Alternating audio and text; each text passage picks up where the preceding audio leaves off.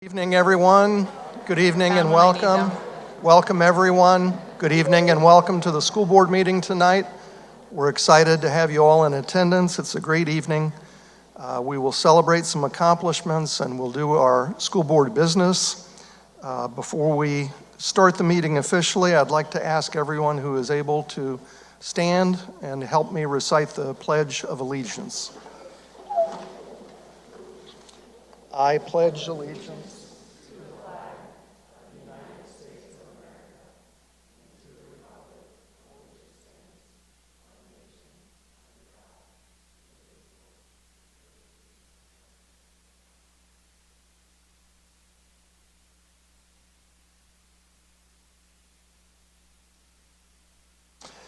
Thank you and welcome again. This is an official meeting of the School Board of Trustees for Bartholomew Consolidated School Corporation. This is our Monday, April 27th meeting, 2026. We'll start the meeting by calling the roll.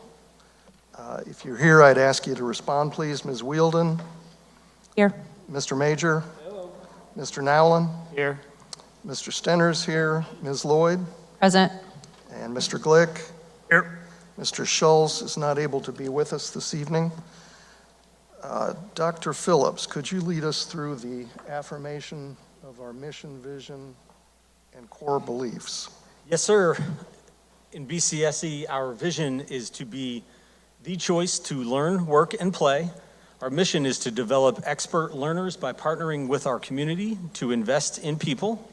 And our core beliefs include that we all can rise to the challenge of high expectations, that learning is most effective when we have choice, flexibility, and see relevance, that we thrive when our physical, social, and psychological needs are met, that our community and school district are stronger when we partner with one another, and that we flourish because of the diversity and variability in our community, and last but not least, that our democracy and democratic institutions are strengthened by civic-minded citizens. Thank you, Dr. Phillips. We like to start our meetings with recognitions and celebrations. We have some significant accomplishments to celebrate this evening. Dr. Phillips, would you introduce Mr. Edwards to talk about the Math League? I will certainly do so, Mr. Stenner, but before I do that, just one quick request of everyone this evening. I would like to take a moment of silence to remember wonderful young lady. Athena Lyons was a fifth grade student at Parkside and had been a Parkside student since she was in kindergarten, has two siblings that are still in BCSE, and we lost her just after our last meeting just a few weeks ago.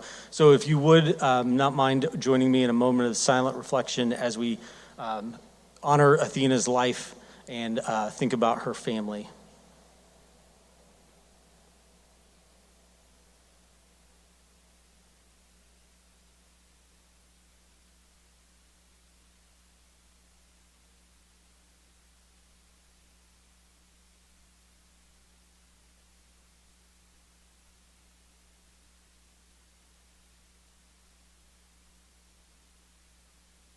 Thank you.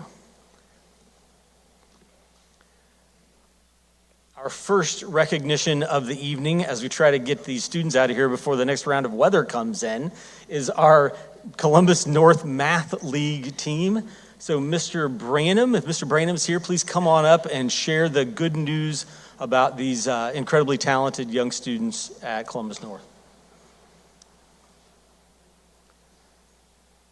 Some of whom will come back up here in a minute, it looks like to me.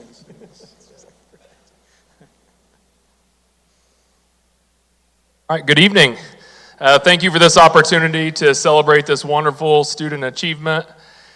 I have with me tonight Ishan Jasuja. Maybe you guys can just do a short little wave when I share your name. Ishan was our top scorer at Columbus North and second overall in the state of Indiana for CNHS Indiana Math League.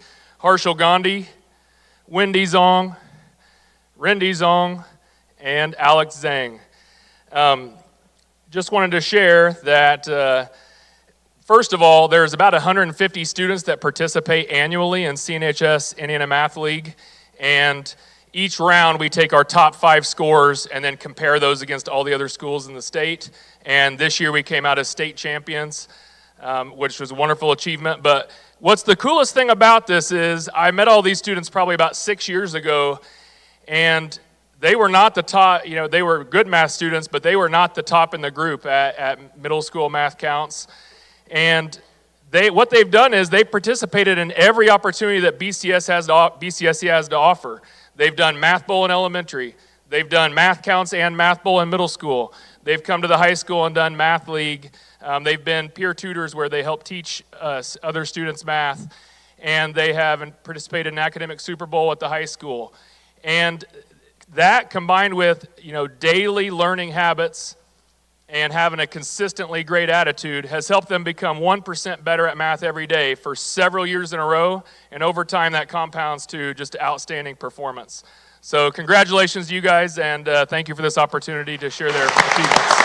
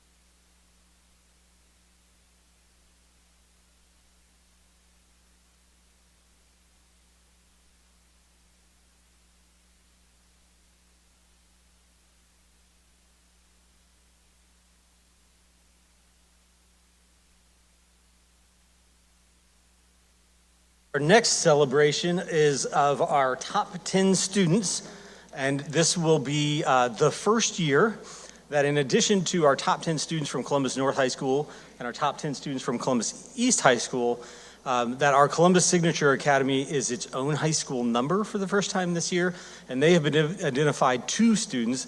That school has about 80, 85 students in their senior class, so they identified their 2 top students to come and be honored tonight as well. So we'll start, Mr. Giebel, if you wouldn't mind coming up and introducing your top students from CSA New Tech High School.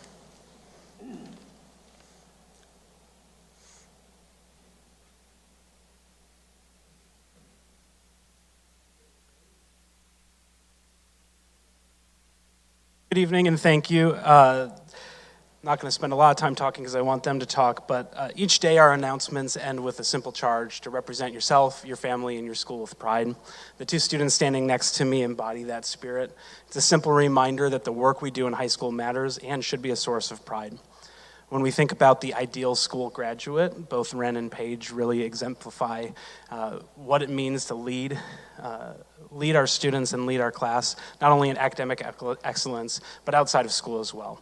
So with that, I'm proud to announce that Ren Bays is our class of 2026 valedictorian, and Paige Finke is our class of 2026 salutatorian. Ren and Paige are now gonna share a little bit about what they enjoyed about high school, as well as what their plans are for next year. Hello, I'm Ren. For my post-high school plans, I am committed to IU Indy for nursing with direct admit to their School of Nursing. My favorite teacher, this is a hard one. It's a hard one. I'll have to say Mrs. Steele from biology at New Tech. She kind of was such a cheerleader always to anyone who showed up to her class, and was just so excited about fostering a love of learning lifelong for everyone. And then my favorite high school memory, so New Tech requires a job shadow during our half days. And when I was a junior, I was able to job shadow on the Columbus IU Lifeline helicopter, which was an awesome experience and really kind of helped me figure out what I wanted to do career-wise, and I was really glad that I was able to take advantage of that. Hello, thank you for having me here today. My name is Paige Finke, and after high school, I plan to go to Murray State University, and I will be studying criminal justice with the plan of pursuing investigative genetic genealogy. So New Tech has been a very important school to me, and I'm so thankful I had the opportunity to go to such a unique place. Every single class was amazing, and so all teachers were very dedicated. But I also think I would have to say Mrs. Steele. I'm currently in foraging and survival, and it's a really unique experience, and so I love that class. And my favorite club that I've been a part of, was in Council for Youth Development last year, and they connected me to a lot of different organizations in the community, so that's been a very important part of my high school. Thank you.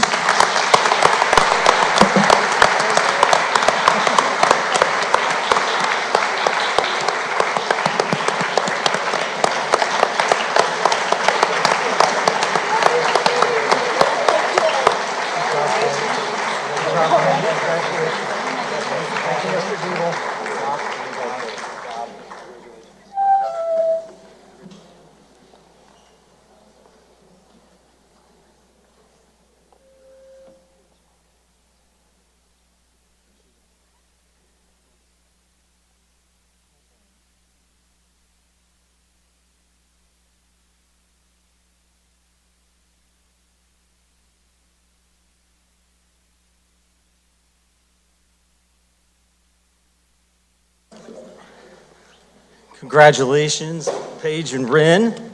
Mrs. Hester, our top 10 for Columbus North High School. Please come on up.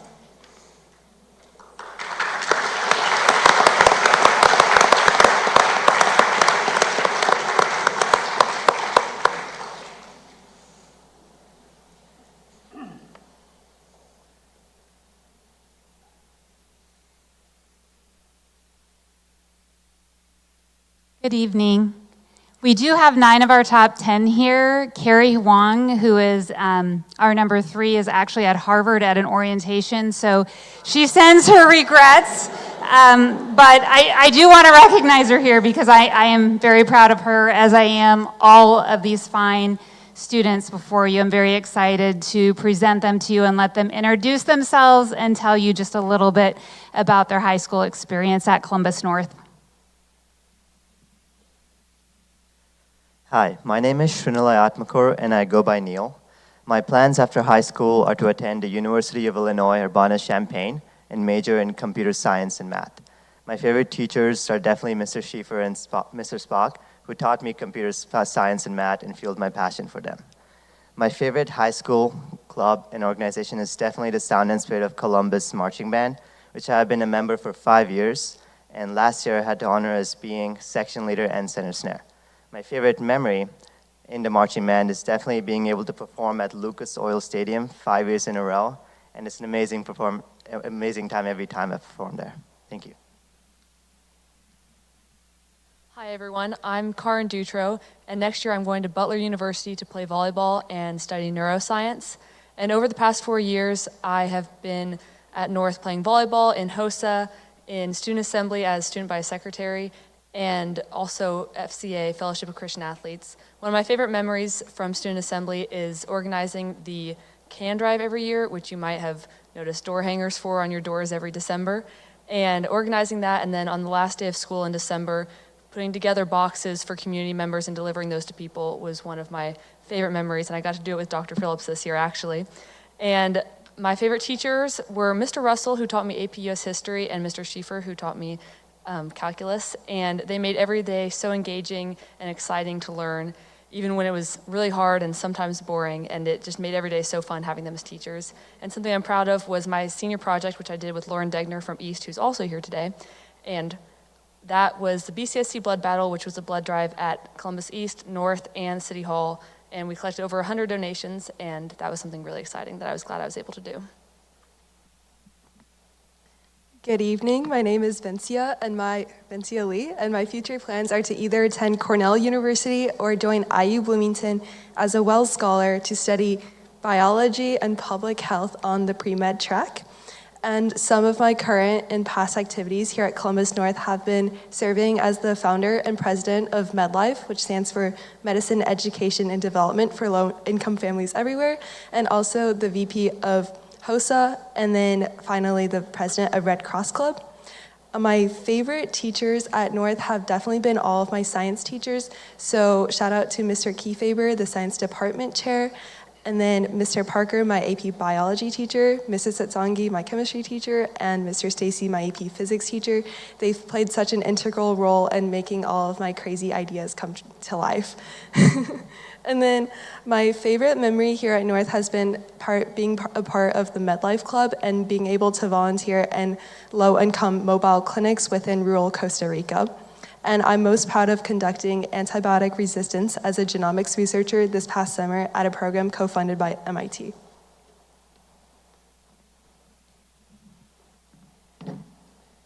Hi, my name's Ishan Jasuja. I plan to go to IU Bloomington to major in neuroscience on a pre-med track with hopes of ultimately becoming a healthcare provider. Right now I'm thinking dermatology seems pretty interesting. And some of my favorite organizations and memories in high school include my participation with Academic Bowl, Indiana Math League, and the American Mathematics Contest, which I was able to place pretty well in, and I qualified for the second round of that my junior year and almost did my sophomore year. And in IML, which I participated in all 4 years, I placed each year, and this year our school was able to place first place in the state, and I was able to place second place in state. And I would say that my favorite teacher is probably Mr. Schiefer, because through his teaching, he taught me for 3 years. I was able to develop a strong conceptual understanding of math, which really supplemented my interest in it. And I would say what I'm most proud of throughout my high school journey is being able to do an internship and get published research with a professor at IU. And yeah, thank you.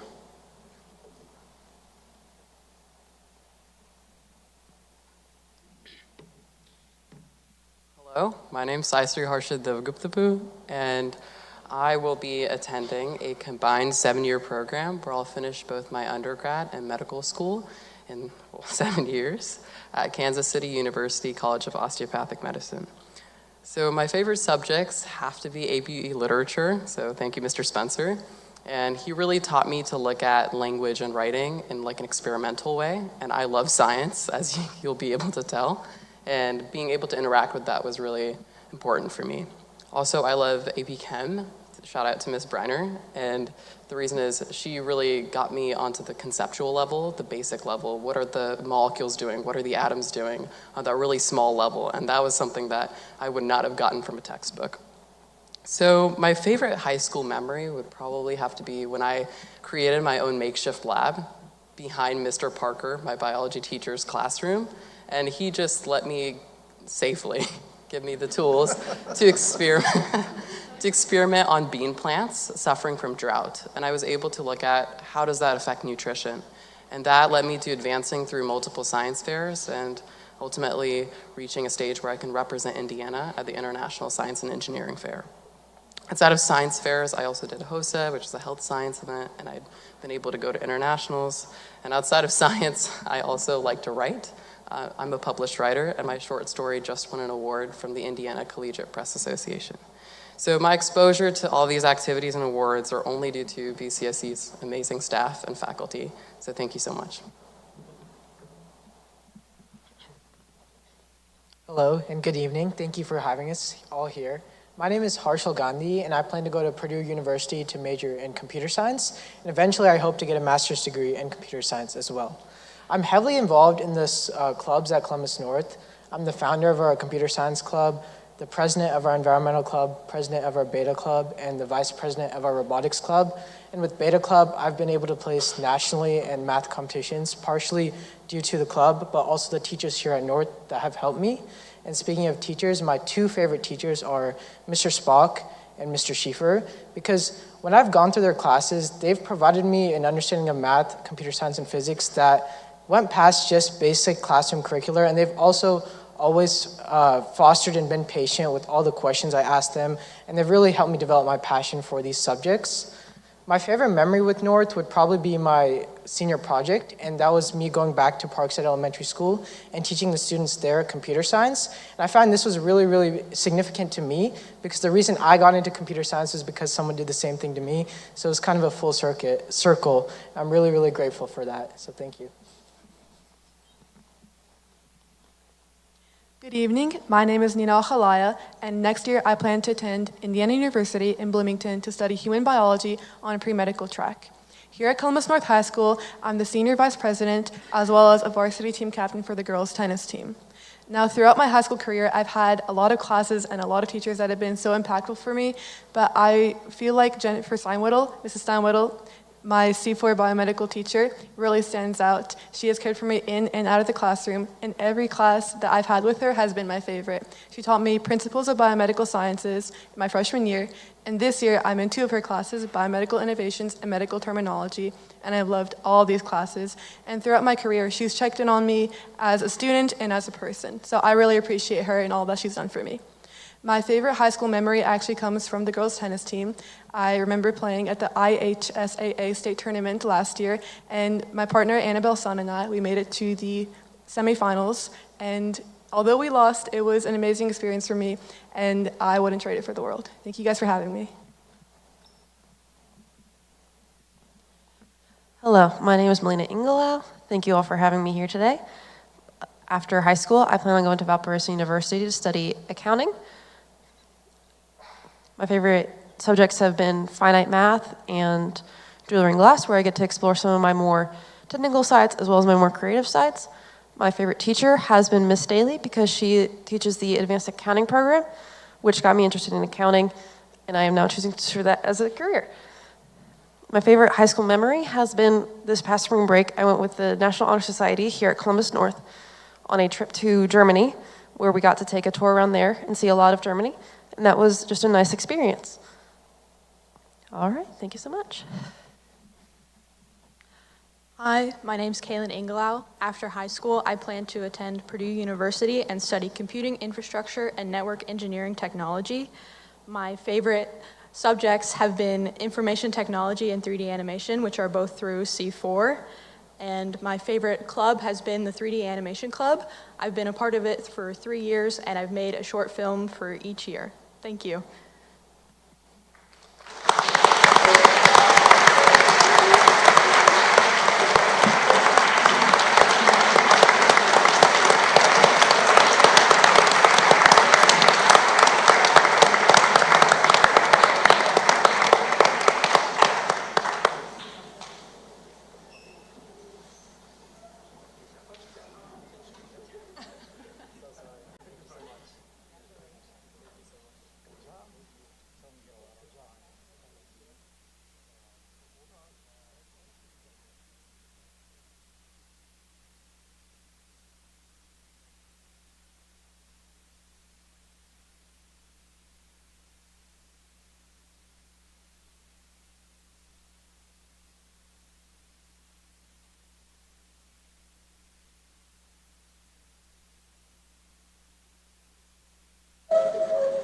Made a movie every year.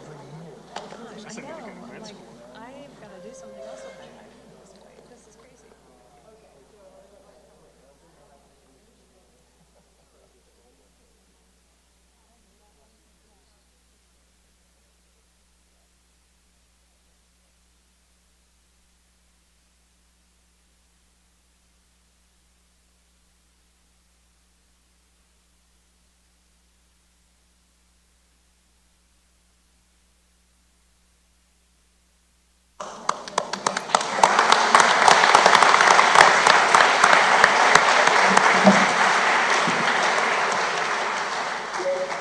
And Mrs. Wilson and the top 10 students from Columbus East High School, please come on up.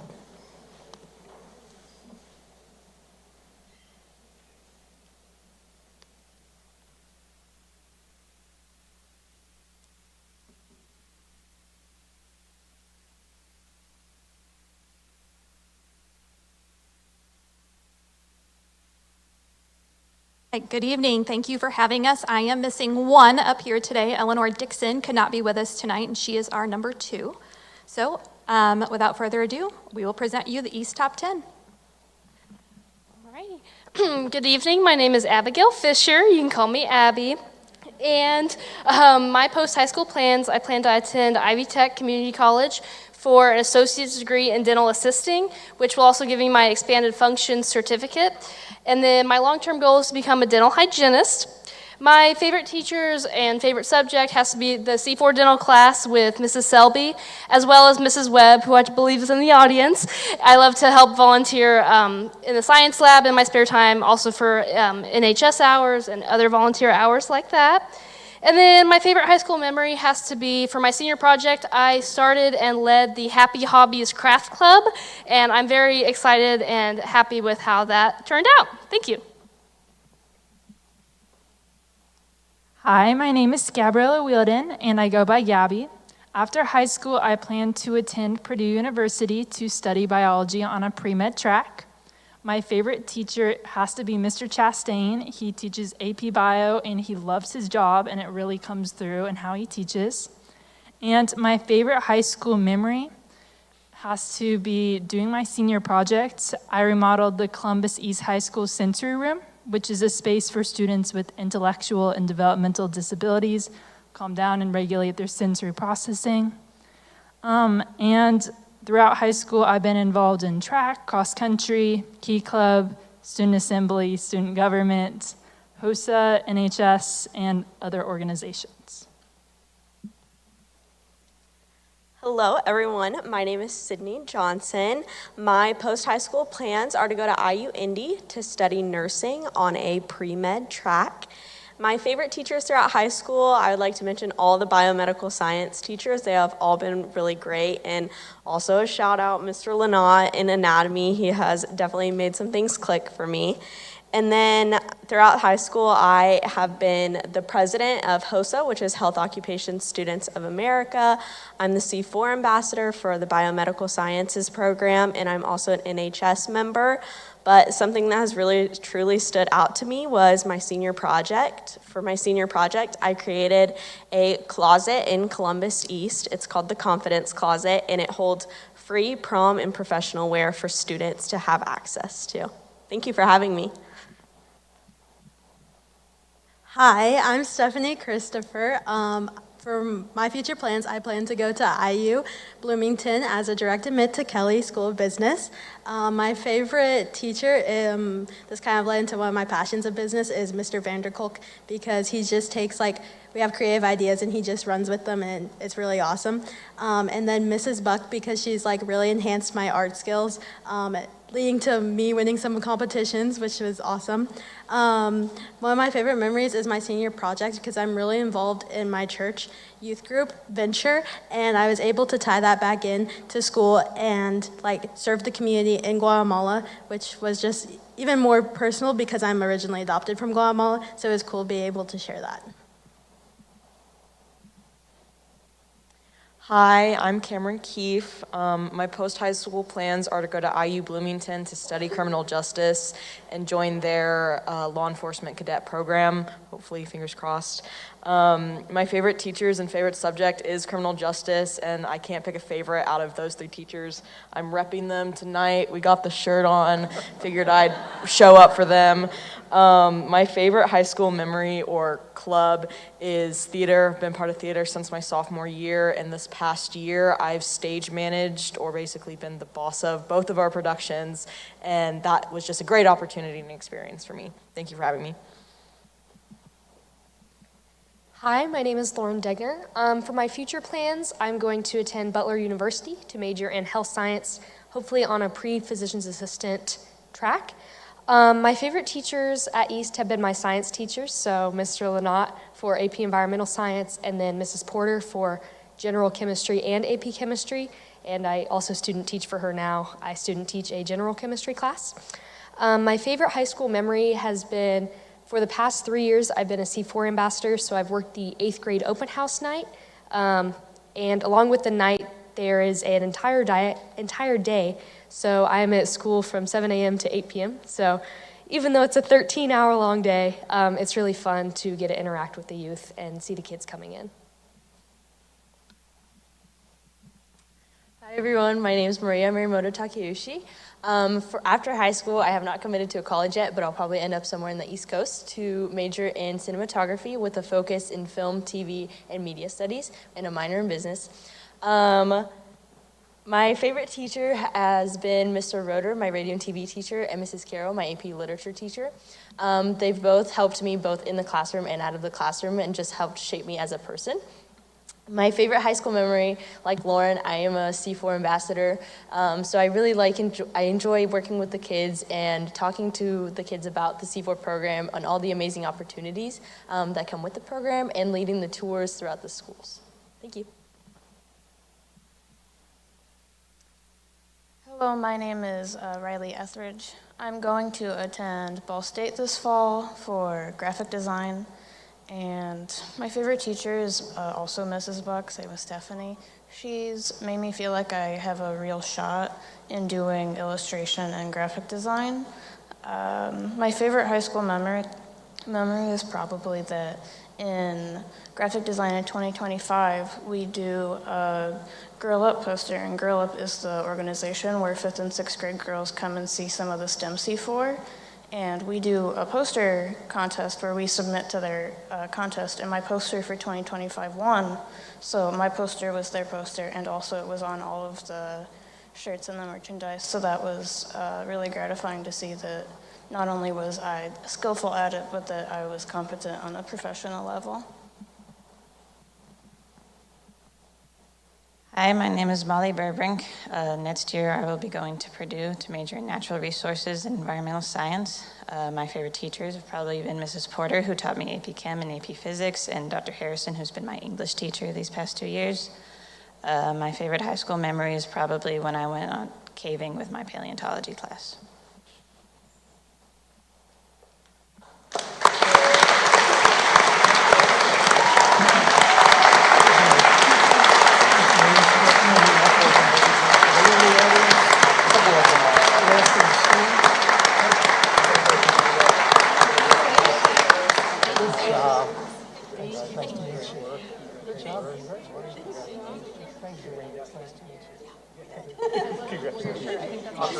Congratulations, Gabby. Good work, thank you.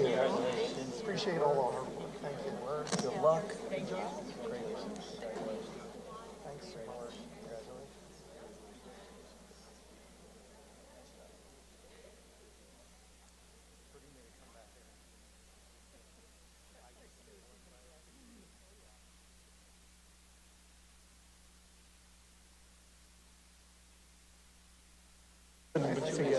That's why they were.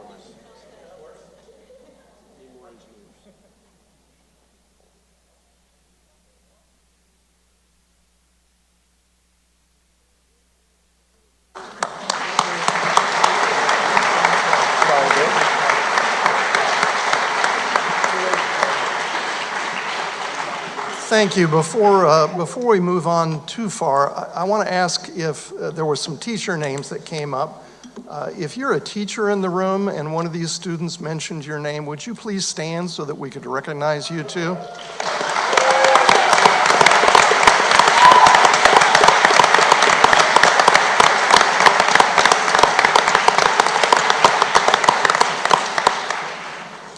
And then I also want to recognize and thank the parents of all these students, parents and caregivers who supported the students during their journey. Thank you for what you do. You chose BCSC. We appreciate it. We hope we didn't let you down. These are some great students. Congratulations to the parents too.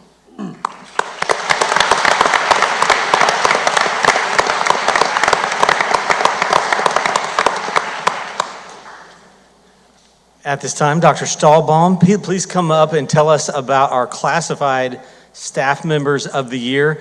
Most people don't know BCSC employs about 2,000 total employees, and about 800 of them are certified, meaning we have a license to teach or be an administrator. So the overwhelming majority of our employees are actually classified staff who fill dozens of different roles across the district, and each year each building elects a classified staff member of the year. Dr. Stahlbaum, please tell us about those folks. Certainly will. First, we're going to play a video by Wes Anderson presenting some of our classified employees of the year.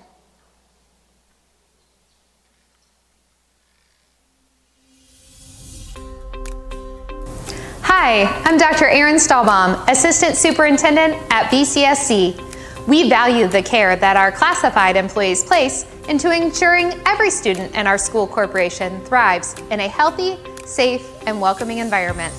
From supporting students in the classroom to maintaining healthy and efficient operations of our school buildings, our classified staff's commitment to student success is unparalleled. Recognizing distinguished staff throughout BCSC is a valued tradition. We are proud to introduce our BCSC 2026 Classified Employees of the Year. My name is Amber Wallace. I am a TA here at East High School in the English and Social Studies department, and I also am the food pantry coordinator. I love getting to interact with the kids.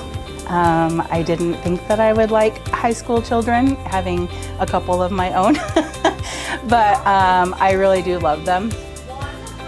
In my job at Lincoln, I am a special ed TA. I work with kids that are struggling in math, and I teach math all day, every day. I love what I do because I love hearing the kids get excited about coming to the library. You know, it wasn't always everybody's favorite special whenever I was in elementary school, so I love that the kids get excited about it, and I love that we've fostered a love of reading here. When I see the aha moment in the kids, I get cold chills. I'm getting cold chills just thinking about it. That is a feeling that I can't even explain. It just makes me want to cry. It makes me feel proud for them in that they were able to accomplish it in whatever method that took for them, right? Because every child learns differently. It just really makes me happy, and it makes me proud for them, and seeing the pride that they find in themselves is where that's at for me, knowing that they can do it. I had a lot of really great teachers coming through BCSC, and they really inspired me to love reading. My librarian at elementary school at Mount Healthy was Carla Craig, and she really fostered a huge love of reading in me. What keeps me coming back here every day to Lincoln Elementary is the kids. They make me laugh, they make me cry, but watching them grow and succeed is the highlight of my day. I was working on putting together a cart of some books, and one of my 5th grade classes came in and they held up a bunch of papers that spelled out congratulations, and they had my certificate and some flowers for me, so it was super fun. One of my students came up and I was told he needed help with his math on his Chromebook. So I took his Chromebook and I opened it, and there was a picture of the certificate that I got that said Support Staff Employee of the Year, and I was shocked. Yeah, so one of my students came up and shared that with me, and that was just priceless. Really, I'm a give back type person. I like being involved in the community. I like helping where I can, being active, and so this sort of, kind of rang a little bell for me that this was interesting and I wanted to do it. I work with the best people, and I feel like I have the best job in the whole world. I get to come to work every day, and I get to laugh, and I get to have fun, and I get to play, and I get to see them grow.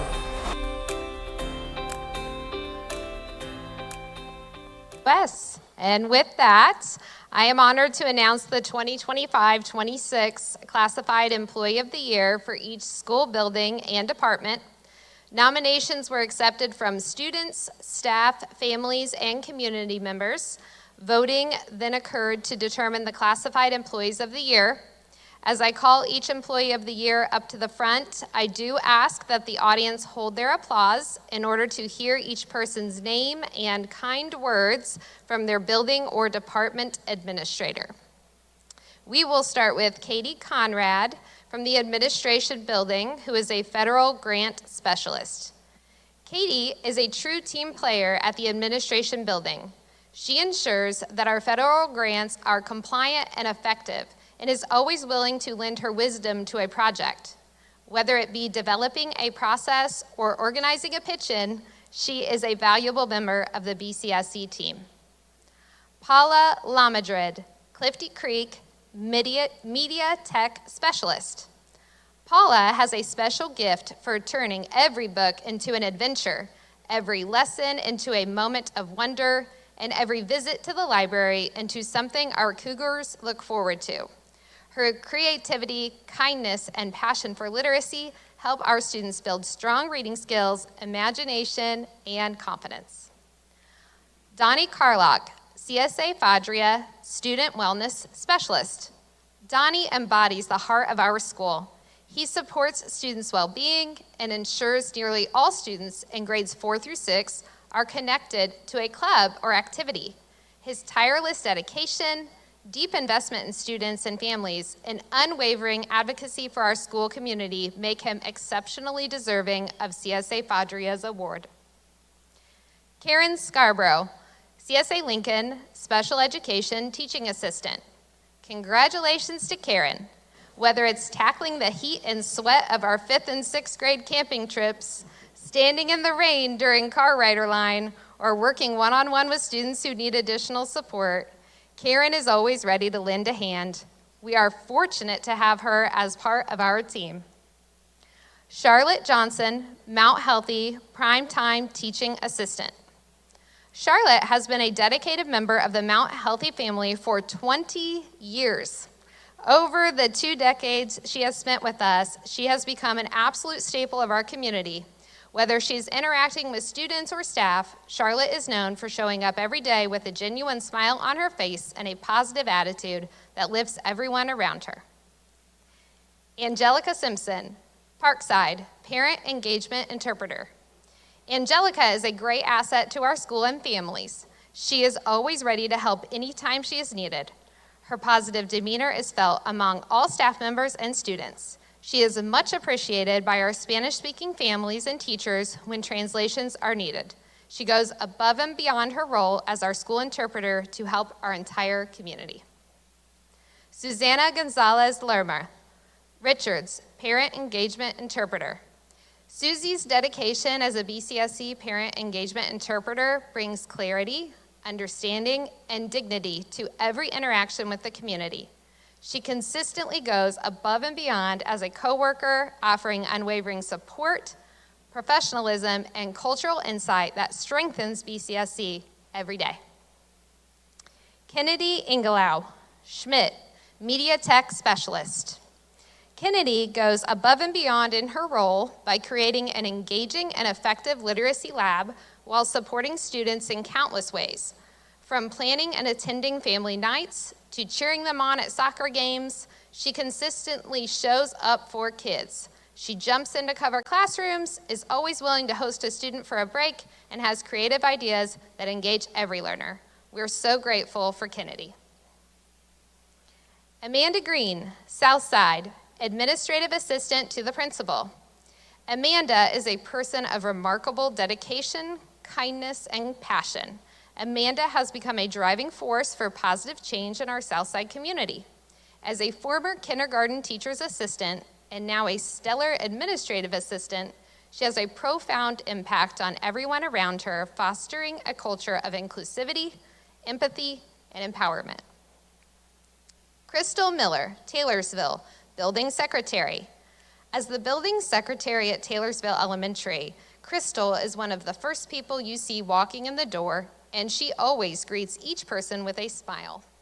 Kristen helps students, staff, and visitors feel welcome to Taylorsville with her warmth and caring each day. Wendy Rutan, Central, Administrative Assistant to the Principal. Wendy has a great wealth of knowledge about all things Central and is the go-to person for help or information. She loves to take on new challenges and is a team player willing to help out parents, staff, and students when needed. We appreciate her smile and sense of humor. Bethany Gill, Northside, Special Education Teaching Assistant. Bethany is dedicated, reliable, and shows a strong commitment to supporting students and staff each day. She has recently joined a BCSC Transition to Teaching program to further her impact on student learning. Bethany's positive attitude and contributions make a meaningful difference at Northside Middle School. Amber Wallace, Columbus East, English and Social Studies TA. Amber consistently goes above and beyond to make East a better place for both staff and students. She can regularly be seen creating marketing materials, supporting student learning, holding the door open for students in the morning, and managing the Columbus East Food Pantry. She does it all with a positive attitude, a creative mind, a great smile, and a genuine heart for others. We are incredibly fortunate to have her at East. Mona McGahay, Columbus North, Building Tech 2. Mona works tirelessly to solve technology issues for all within our building quickly and efficiently. She has a knack for being kind, no matter where your technology expertise level lies. We are grateful for Mona's unwavering support at Columbus North. Patricia Ewing, CSA New Tech, Special Education Teaching Assistant. Patricia is a dedicated special education teaching assistant who tackles the most demanding tasks with an infectious smile and a heart for service. Beyond her daily responsibilities, she consistently goes above and beyond to foster a positive school culture, approaching every challenge with kindness and patience. Cynthia Dilling, Johnson Early Education Center Elementary Cafeteria Manager. Cynthia is a key part of our day-to-day operations at Johnson Early Education Center. She makes sure meals are prepared and served on time while keeping the kitchen and cafeteria clean, safe, and organized. Her reliability and teamwork help everything run smoothly, and she shows genuine care for our children and staff. We truly value the role she plays in supporting a positive and well-functioning environment for our school. Kim Corbin McDowell, Administrative Assistant to the Principal. Kim does a great job of taking care of both our high school staff and adult education staff. She is always there to help them with any supplies they need for their students, along with service with a smile. She is a very valuable and appreciated team member of our McDowell staff. Matt Shooter, Information Services Center Senior Network Administrator.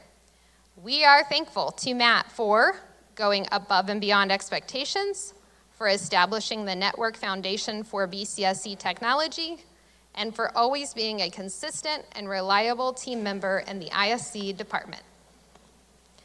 Matt Gilker, Operations HVAC Technician. Matt is a highly knowledgeable and skilled HVAC technician who consistently demonstrates a strong commitment to his work. He is eager to expand his understanding of our systems and is always willing to support his teammates when needed. His expertise, initiative, and collaborative attitude make him a valuable asset to the maintenance team. We also want to celebrate those that were not able to join us this evening. Rachel Wiley, Primetime Teaching Assistant, Rock Creek Elementary School. Samantha Claycomb, Administrative Assistant, Columbus Virtual Pathway. Tanya Moore, Elementary Lead Custodian, Smith Elementary School, and Dawn Pedigo, Teacher's Assistant, Columbus Behavioral Center. With 218 years of BCSC experience, please join me in celebrating the 2025-2026 Classified Employees of the Year.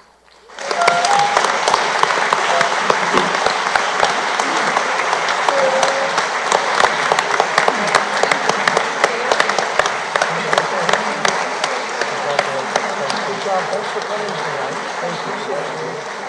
Good job in the video. Congratulations. Thank you. Good job. Thank you. Thanks for coming tonight. Appreciate it. Congratulations. Good job. Thank you for all you do. I know how that goes. Thank you very much. Congratulations on the recognition. I love your shirt. Thank you. Thank you for all you do. Thank you. Thank you. Yeah, you're a star. Congratulations. Thank you very much. Thanks for coming tonight. I'm a big fan of your daughter. Good job. She's been a wonderful addition to our team. Oh my God. We're lucky to have her. Thank you. Congratulations. Congratulations. Good recognition.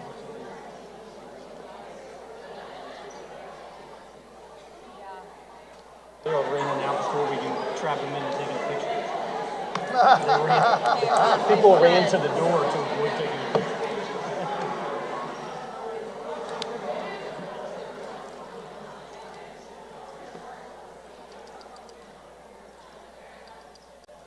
Board member reports. I'll just go down the line. I hit the full screen. Hi, I'm Dr. Erin Stahlbaum, Assistant Superintendent at BCSC. We value the It happened last time too. Lovely the first time.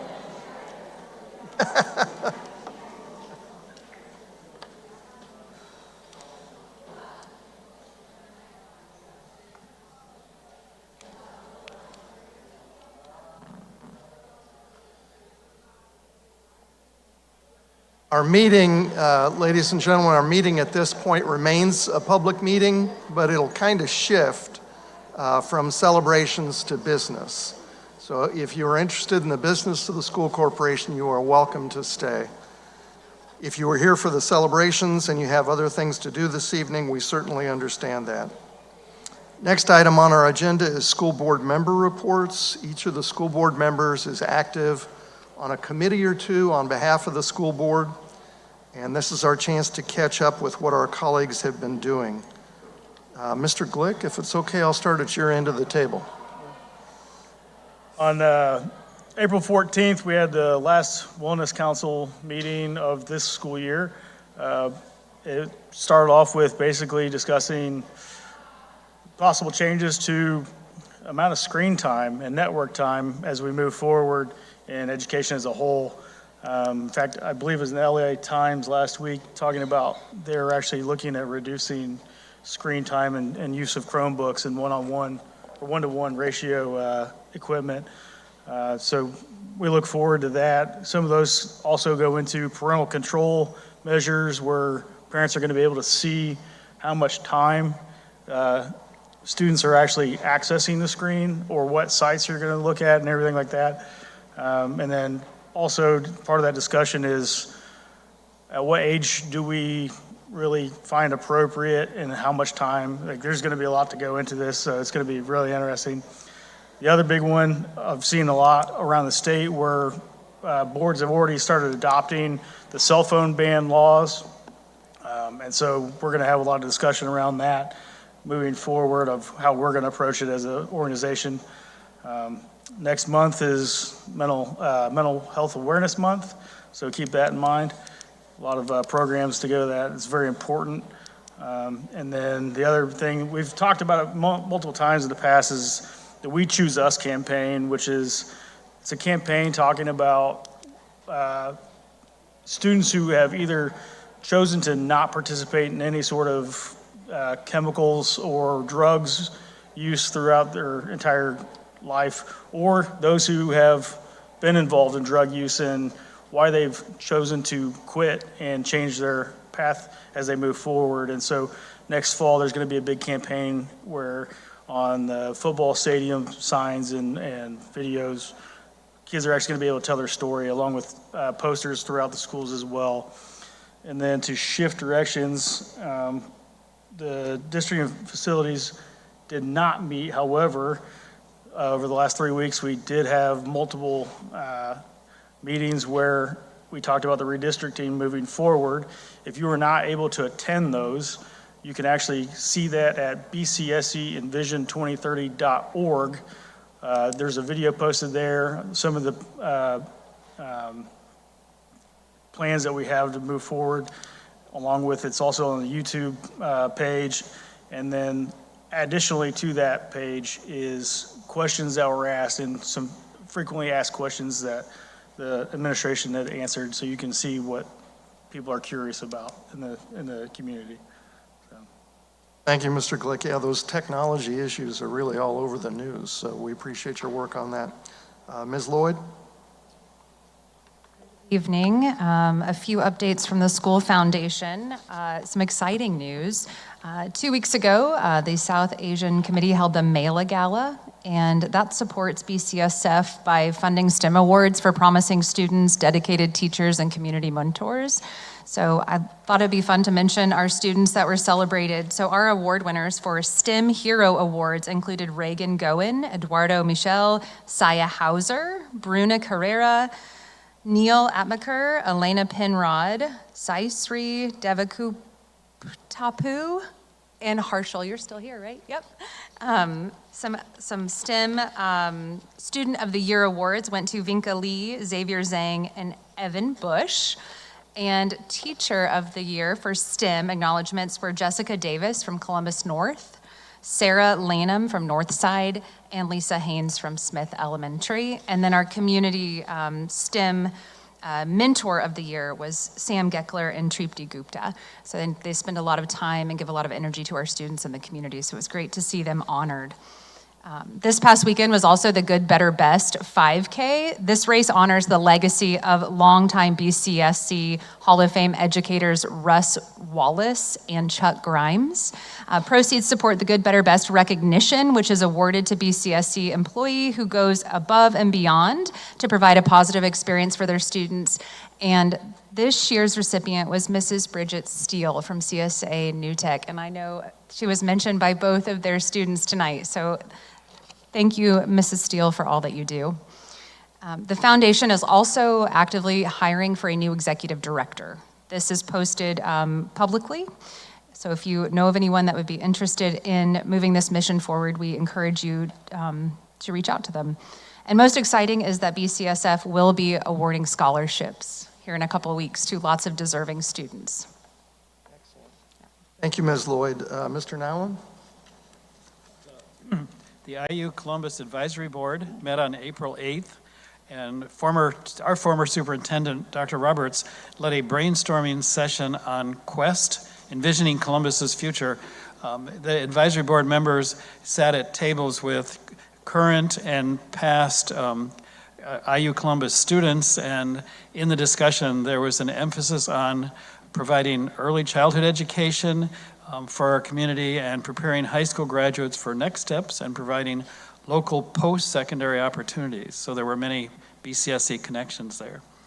On April 16th, this in regards to my role as the legislative liaison for the board, on April 16th, Mr. Major, Mr. Glick, Ms. Wielden, Ms. Lloyd, Mr. Stenner, Dr. Phillips, and myself attended the Indiana State School Board Association Spring Regional Meeting. We received an update on the 2026 legislative session, and I have 3 things that impact us. A couple of them Mr. Glick already referred to. There's a new digital device legislation that bans cell phones, smartphones, and other student-owned devices during the school day from bell to bell. The law requires that students leave devices at home or the devices are stored in a way that students cannot access them.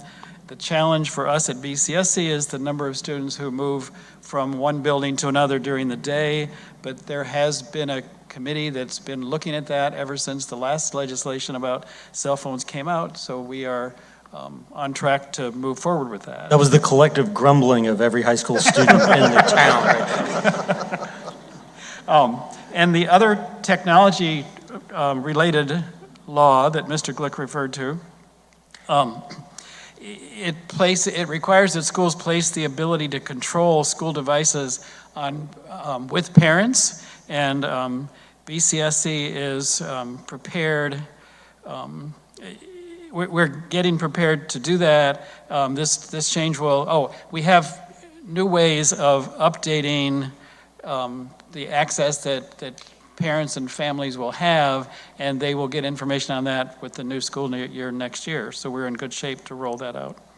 And the third one I want to mention is the legislature has these bills called Education Matters that are like 100 or more pages long. So I won't go through all the details, but there is one, part of one of those, that talks about a new requirement to provide a math screener for elementary students and inform parents of students that are below expectations. Beginning in 3rd grade, this will be coordinated with the iLearn quarterly checkpoints. For early grades, Dr. Laura Hack is already working with her team to choose one of the state-approved screeners that will be paid for through a formative assessment grant.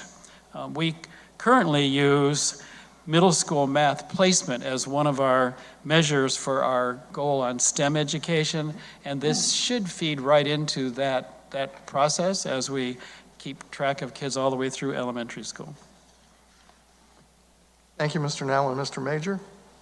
Two very quick things. City redevelopment met this last week, and during that they talked about updates for expenses and project management for the master plan for the Millrace Park. There were some other updates for some smaller projects, but that was what the meeting focused on. We also met since our last meeting with the Health Trust and found that enrollment is about flat. Claims are slightly up, and emergency room use is lower. And so that's good. People aren't getting hurt. That's wonderful news. And based on everything we're seeing, we're looking pretty close to what we had seen last year. And so we do have more meetings scheduled for this year, obviously, and we hope to be able to maintain the good track record with costs that we've had. So thank you. Thank you, Mr. Major. Yeah, we all hope the containment of costs can continue. Good work. Ms. Wielden? No updates from my committees. Very good. That concludes school board member reports. Dr. Phillips, before I move on, I should mention for anybody that's following along on the printed agenda this evening, we skipped item 2C, Governor's Work Ethic Certificates, and that is being moved to our May meeting. Is that right, Dr. Phillips? Correct. So next are our 4 cabinet reports. Thank you, Mr. Stinner. Mr. Edwards and his team, if he has a team with him tonight, will come up and share just a brief update. The board has requested multiple times that we not wait until the data is final, but give updates throughout. And we just wrapped up our Q3 meetings with each of the cohorts, so 9 meetings across the district, and I have some good news to share with you. Mr. Edwards.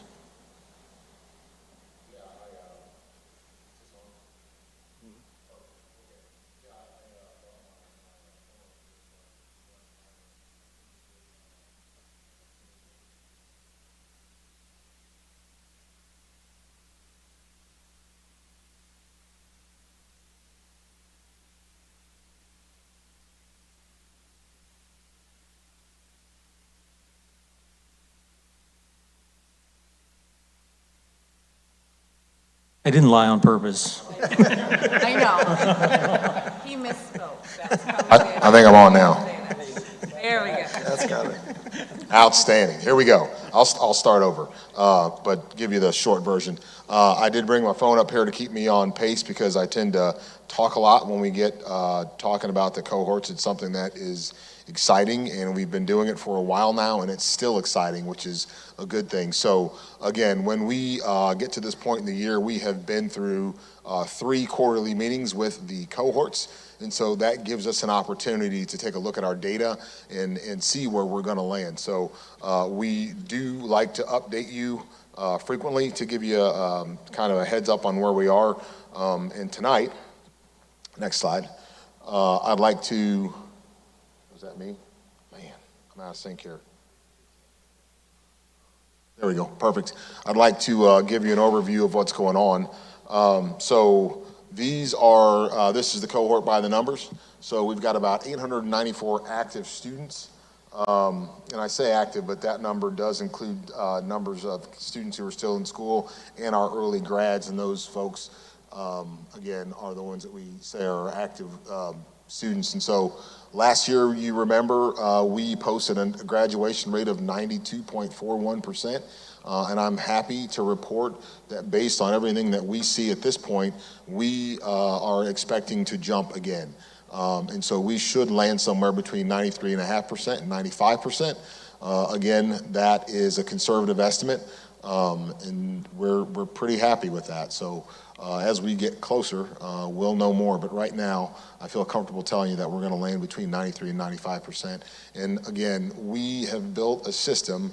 All the folks in the back here. So the North team is here, the East team is here, Mr. Giebel and his folks are here, and they're all working very hard to diagnose individual student needs that leads to individual student success and then collective success for BCSC. And so that's exactly the way the system's supposed to work, and we're getting through it, so we're doing a great job. Next slide. So we, again, here are our KPIs, key performance indicators. We continue to meet with parents on a regular basis.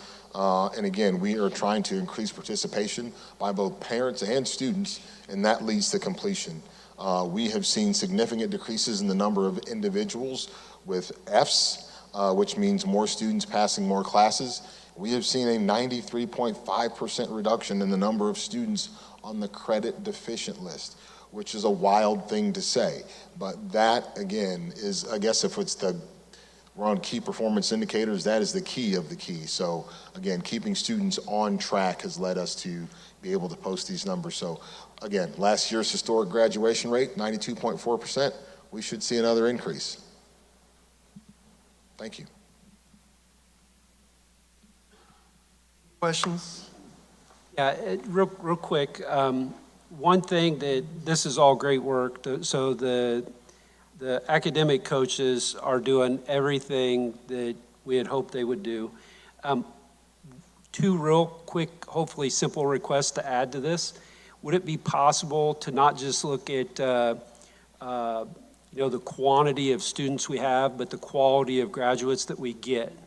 So by that, maybe because we're seeing a decrease in failing students, maybe get like an average GPA that we could look at to see, hopefully over time, we'll see that trend up more and more because we've got kids that are passing and graduating. And then, I don't know, another metric might be good to look at, average SAT score. And so between those two, I think that would give us a really good feel for not just that we're graduating kids, but the kids that are graduating are performing in a much better way, large in part to the effort on the academic coaches and assistant principals in the cohort system. I have notated my notes, and we'll talk about that and make those changes. Thank you. What's our projected rate compared to state averages or similar districts of our size? Those are two different questions. And I'll say that with the state, we surpassed the state last year. So when we posted a 90.01 2 years ago, that put us neck and neck with the state. And then when we posted the 92.41 last year, we actually surpassed the state. So again, without knowing exactly how the state's moving, I'm going to say that we're going to stay ahead of the state. And then similar schools of our size, that ranges, they're kind of all over the place. Alan? So I truly appreciate your work on this and the cohort's work on this. And I also appreciate getting the update before we know the official. We realized it could change, possibly even go up. Well, first of all, to kind of dovetail off what Mr. Major said, I mentioned this before, and down the road, I think a great measure for us to see would be the number of students who graduate with college credit, and then maybe how much college credit they graduate with. I think that's a huge marketing point for our school system. But I have a question. So as we, you and the cohort groups have worked so hard to increase our graduation rate, I would imagine you meet tougher and tougher challenges in terms of the smaller group of kids who aren't making it. What are some of the challenges that you and the teams face for the kids that aren't part of that 95%? Mr. Edwards, I'll jump in on that one if you don't mind. Please. I'm passionate about this topic and have set in on all of these cohort meetings for the last 2 years. And I think I've said it here before, some of the most enjoyable and intense conversations I've had in my educational career so far with these teams as they go student by student down the line and talk about all of the resources they allocate to students. I think and Mr. Edwards, feel free to add on, but as the number of students in each cohort that we're looking at that are behind in credits earned gets shorter, it's easier to identify commonalities among those students. And I mentioned this once recently in a board meeting, but the number of our students, again, the ones who are left, still struggling to get across that finish line, it's the amount of transiency, the number of students who have moved in recently, and then in particular, the number of students who have left BCSE to attend another district's virtual program. And I'll just be blunt and say, essentially to escape the accountability that these teams put on these students and families to make sure that they're attending, that if they're attending one of our virtual programs, that they're online every day and that they're getting a certain grade, or they tell them, no, you have to come back in person where we can help you be successful. When folks don't want to do that work, they go to another virtual program in another community that anyone can enroll in, and then 2 months, 2 semesters, or 2 years later, those students come back to us and they have earned 0 credits while they were gone. They enter then back into our denominator. Once they enroll in your school, because they live here and we're a public school and we take all takers, they go back into your denominator for calculating your graduation rate. And I want to point out, Kelly Wilson was up here earlier. I saw her back in the summer in July and asked her how it was going, and she said, it's great. We got 7 or 8 new students this summer, all but one of which who is behind schedule to graduate in time. And these are for seniors this year. And she said, but we have a plan for every single one of them. We met with every family. And I believe just more than half of those students had left for a virtual program before or a homeschool program. So that's one that I think we really need to address through legislation and programs that enroll students from other communities, don't make any progress with them, and then send them back to the district they came from. And then I will point out I'll go back to the last slide. The alternative diploma, there is a 1% cap on the number of alternative diplomas that a district is allowed. And so because, you see that we have fewer than 900 students in our cohorts collectively, that means that those students who are usually students who are in life skills programs, nonverbal, developmentally delayed, and don't have the skill set to perform in a classroom in a traditional way. So that means 5 of those students will not count towards our graduation rate. And so we'll have, if that number stays at 13 and our cohort is still under 9, we would only get 8 students that could qualify for an alternative diploma. And then the last thing that I'll mention is that as these teams have achieved that 93% reduction in the number of students on the credit deficient list, they are able now to start shifting some of their resources to upstream problems and to focus on the whole spectrum of our student population. We challenged them from day one. You had 2 jobs, make relationships and graduate students. And they did a tremendous job of that, but allocated obviously a disproportionately high amount of their time towards students who were behind in credits earned to graduate. Now that they've reduced that number, they're able to spread their time both looking at their future cohorts, like these senior Mrs. Hester and Mrs. Wilson that were just here. They're spending now time with their 8th graders this semester to help build relationships early on, and then also to pay attention to things like college credits earned, the students at the top of the spectrum, many of whom we saw here tonight. Anything I missed there from themes that we picked up there, Charles? No, that is ridiculously thorough. But that's why you're in the seat. Another thing I'll say is that the 93.5 reduction, that is over the course of 3 years for the senior cohorts. Remind me, Mr. Edwards, the students that will graduate this year or the few that will not graduate this year, how many years have they been a part of what we call the cohort system? 3 years. 3 years. Actually, that tees up a question or maybe a suggestion. So we met my daughter here tonight. I can brag on her the entire meeting, okay? And then I'll stop. And she's done really well, but she got to experience pre-cohort and that first year while we're figuring it out, and then 2 years once we found our groove. And I just don't know if we've ever considered getting stakeholder feedback from students on the cohort model and asking their opinions on how we're serving them, and if they have any suggestions, they might be pointing, or they may point out something that's incredible that we don't even recognize as being a bright spot. So asking their feedback, I think, would be helpful. I'm capturing that. We ask a lot of questions in those quarterlies, but I don't think I've ever asked that one. So thank you. Thank you, Mr. Edwards. We appreciate the report. Thank you. Next, we have Whoever's next operating referendum results and update. I think I've shared with you multiple times that I believe the most important organizational strategic objective for us in the next 12 months is to renew the operating referendum for BCSC. And we, as part of that, have provided an annual update every year since the referendum was passed in 2020. And so this is the 2026 update for you. Thank you for allowing us to share this tonight. This specific update will include staff and student results generated as a return on investment from the operating referendum. So I'm going to start by handing the microphone to Mandy Keel, CEA Vice President. Thank you, Dr. Stahlbaum. When we approached our community in 2020 asking for their support of our operating referendum, we spoke about how changes at the state level had severely affected the funding available for public education.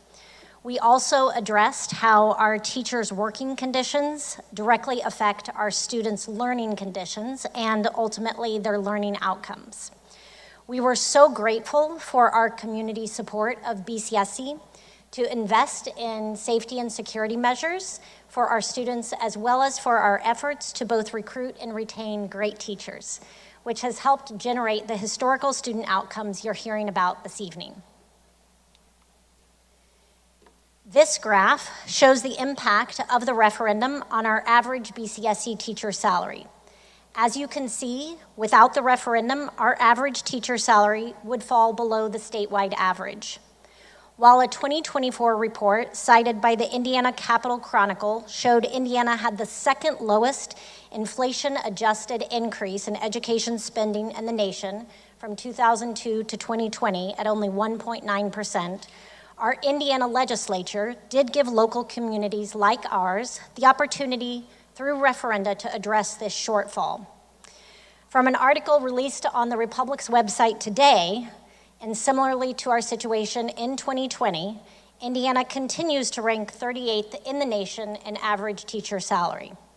And while still lagging behind the national average, thankfully, due to our operating referendum, BCSC has been able to move our average teacher salary at least closer to that of our surrounding states. Since passing the referendum, we have shared annual updates during our school board meetings and posted information on our BCSC website on exactly how this vital community investment is being utilized. All of our classified staff receive additional compensation from the referendum, and we now have almost 600 teachers receiving additional salary dollars to remain competitive with districts around us and throughout the state, which has enabled us to retain these great teachers who have helped us with continued positive outcomes for the children in our community. While the numbers and data certainly tell a very compelling story, it's the countless personal narratives that I've heard from our CEA members that really resonate. The referendum has made such a positive impact on our local educators, and ultimately that difference continues to be reflected both in student performance and our teacher retention metrics. It has strengthened and continues to reinforce the importance of Columbus as a fantastic place to thrive. I'll turn it back over to Dr. Stahlbaum. Thank you, Mandy. Overarchingly, the goals of our operating referendum include attracting, recruiting, and retaining great teachers and classified staff, having safe schools at BCSC, and generating strong student outcomes. The next portion of our presentation will provide staff and student examples of BCSC's ability to actualize these goals through the operating referendum investment. I ask that the Columbus East Science Department join me. I am pleased to introduce the Columbus East High School Science Department. East Science Department is led by Erin Lynott, the department chair. There are 9 science teachers at Columbus East, supported by 1 teacher's assistant dedicated to the lab space. With 103 years of experience, I will hand it over to Erin to help us celebrate the strong student outcomes generated from our Columbus East Science Department. Thank you. Good evening. And we also skipped the Harvard orientation to be here tonight, so I just wanted to share that with you. My name is Erin Lynott. I'll just take a few minutes of your time tonight. I've assembled an awesome crew tonight with students and teachers, and they're going to help translate how retaining teachers, what we're able to do with that, what that looks like, in both quantitative and qualitative sense. So I have been very fortunate to work here and retain. We have a high retention rate at both the high school and the middle school. And here in a second, I'll turn it over to a student that you've already met tonight.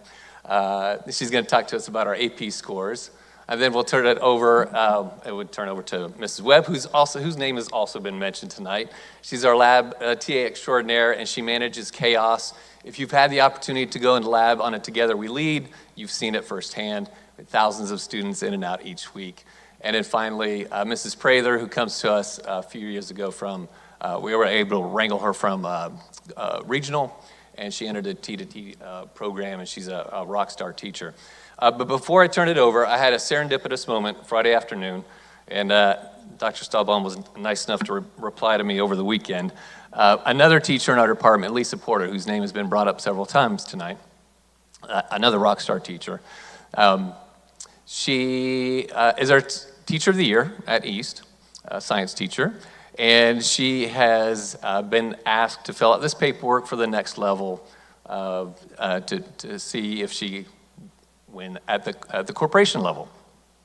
And so she sent out some of her responses to some of the cues of the paperwork for this.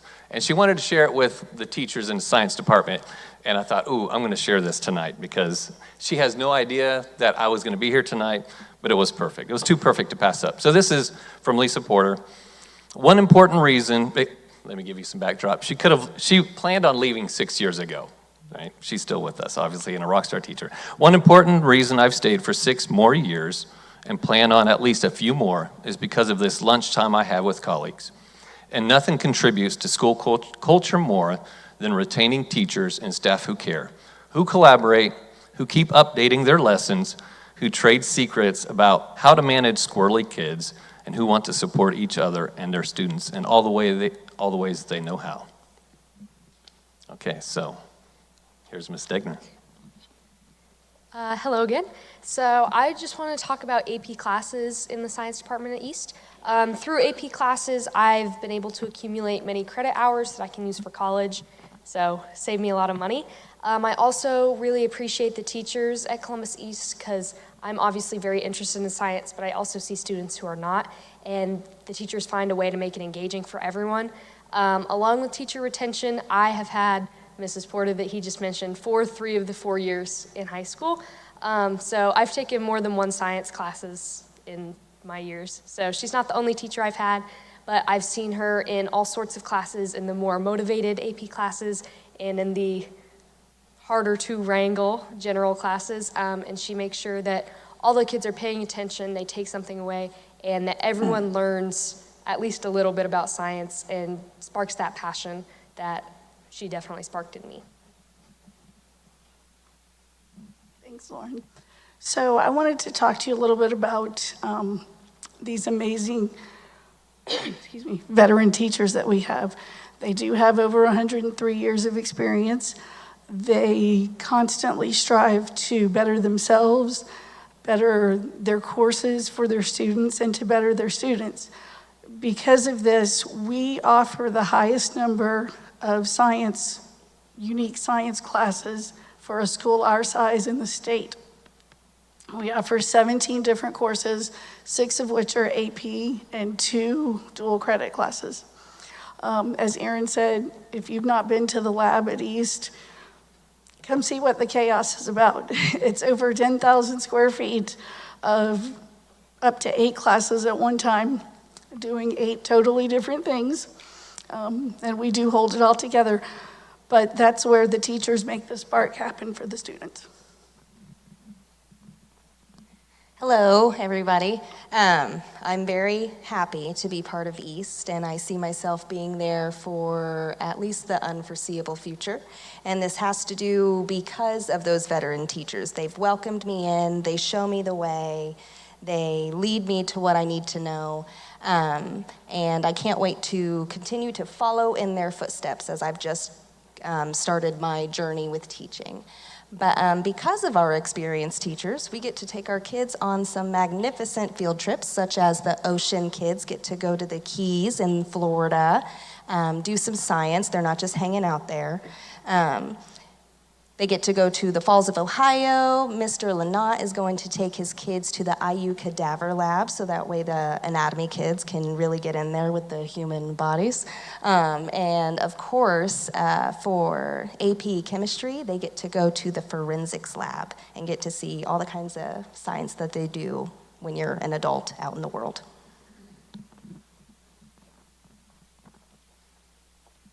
Thank you, East Science Department. It is now my honor to introduce the Columbus and North Math Department. North's Math Department is led by Brad Branham, the department chair, if he would join me. There are 14 math teachers at Columbus North with 215 years of BCSE experience. I'm excited to hand it over to the Math Department to help us celebrate their strong student outcomes. Hi, good evening once again. I'm Brad Branham. I'm the head of the math department at Columbus North High School and also Northside Middle School. This is my 21st year here at CNHS, and all of my experience has been in BCSC. I'm going to take a second to introduce my representatives of the math department that we have here this evening. Heard his name many times earlier in the top 10. This is Mr. Nathan Schieffer, who has 20 years of BCSC experience, all at Columbus North High School. We have Ishan Jasuja, who has been in BCSC since 3rd grade and attended Parkside, then Northside, then North. And Harshal Gandhi, who has been in BCSC for his entire K-12 experience and attended Parkside, Northside, and North. We're going to share with you some of our student outcomes. Thank you. First outcome I'd like to share is we had 61% increase in AP math course enrollment for the 2026-2027 school year compared to 4 years ago. As an AP calculus teacher, you've heard that I'm extremely blessed to have great students, but I'm also blessed to have great colleagues that teach my students before they get to me and prepare them to do really well in my class.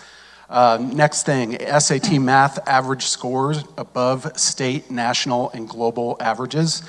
I also teach pre-calculus, and I'm blessed to have a great core of curriculum team to work together with to prepare our students to do the best they can on that SAT math section. And having experienced and stable teachers to work with has been really great. Hello, my name is Ishan Jasuja. I participated in IML, Indiana Math League, all 4 years of high school, and I'm happy to announce that this year, for the first time in school history, we were the 25-26 state champions for IML, and I think this reflects the strength and consistency of our program at North. Throughout high school, I've taken math courses from algebra to calculus to statistics, a wide variety, and each built my understanding step by step.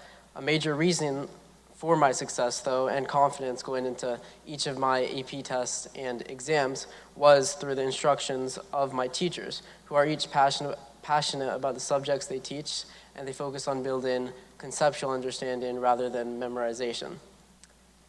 I still remember Mr. Schieffer's explanations of how an integral sweeps out area and how a double integral sweeps out, you guessed it, volume. And because of that instruction, I remember that I felt genuinely prepared and confident on exam day for the AP test. And these experiences show sort of how the math program built by our teachers builds both achievement and long-term confidence for all our students. Hello, my name is Harshal Gandhi, and I'm also really glad to share in 2023, our Indiana Academic Super Bowl team from Columbus North came first place in all of Indiana. And then the following year, we came top 3 in Indiana, and I was part of both of those teams. And I think that really speaks to how much quality and passion our teachers have. Like Ishan mentioned before, our teachers not only teach us just classroom material, but they also explain the why and the how behind how formulas are created, not just give us the formula and then expect us to use it, which has really helped me with developing my passion for math and computer science, and now I actually plan to major in computer science. My math journey started in Northside. I started with Algebra 1.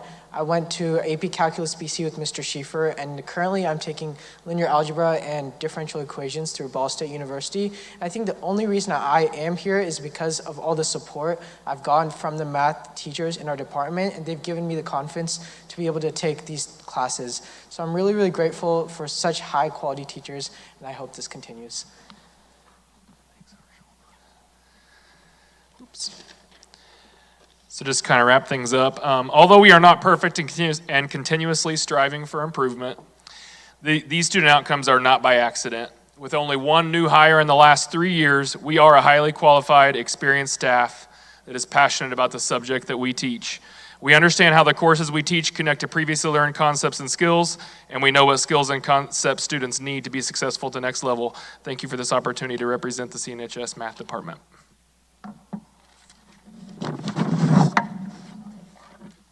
Thank you, North Math Department.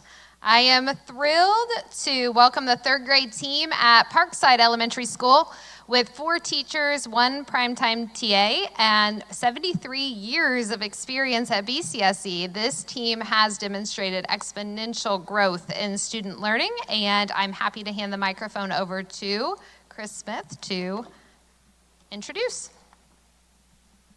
Thank you. I'm pleased to bring to you tonight the 3rd grade team from Parkside Elementary School. I have 4 teachers here with me tonight and 1 primetime TA. Teachers are Sabrina Rollins, Leanne Vincent, Lori Love, Debbie Brower, and TA Sung-Hee Rexroth.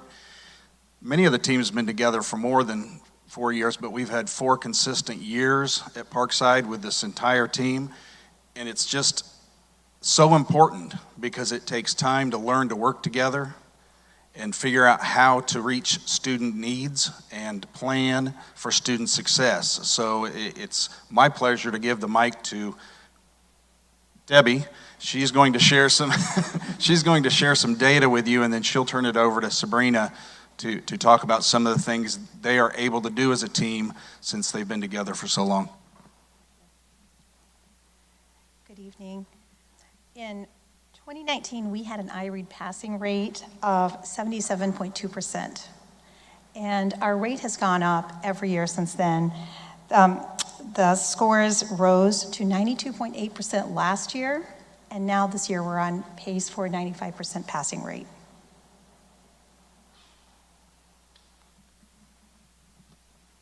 Good evening, everyone. My name is Sabrina Rollins, and I'm a proud 3rd grade teacher at Parkside Elementary. I also have the honor of representing this wonderful 3rd grade team, and we would like to also acknowledge the hard work and dedication that our K-2 teachers have also contributed to the growth that you see this evening. Recently, my colleagues shared compelling data showing our students' remarkable growth since 2019 to now. I'm excited to highlight that the recent increase in our growth is a direct result of our collective 73 years of teaching experience as a team. Our strength lies in how we work together, and it has truly elevated our teaching and student success. As a team, we have committed to using the science of reading practices to guide instruction, with a strong focus on phonemic awareness, phonics, fluency, vocabulary, and comprehension, tailored to each of our students' needs. We regularly analyze student data during our PLC meetings, using screening assessments, progress monitoring, classroom performance to identify skill gaps and instructional needs. We also make the most of our walk to intervention time. So that's a very specific part of our day, daily, providing focused intervention, enrichment, and skill reinforcement based on real-time performance data that we gather. Our team regroups students during this time, responding flexibly to ongoing assessment results to ensure every student gets the support they need and when they need it. I truly believe that with an experienced and collaborative team like ours, our community partnerships not only elevate our teaching, but also benefit the students and families we serve every day. Thank you.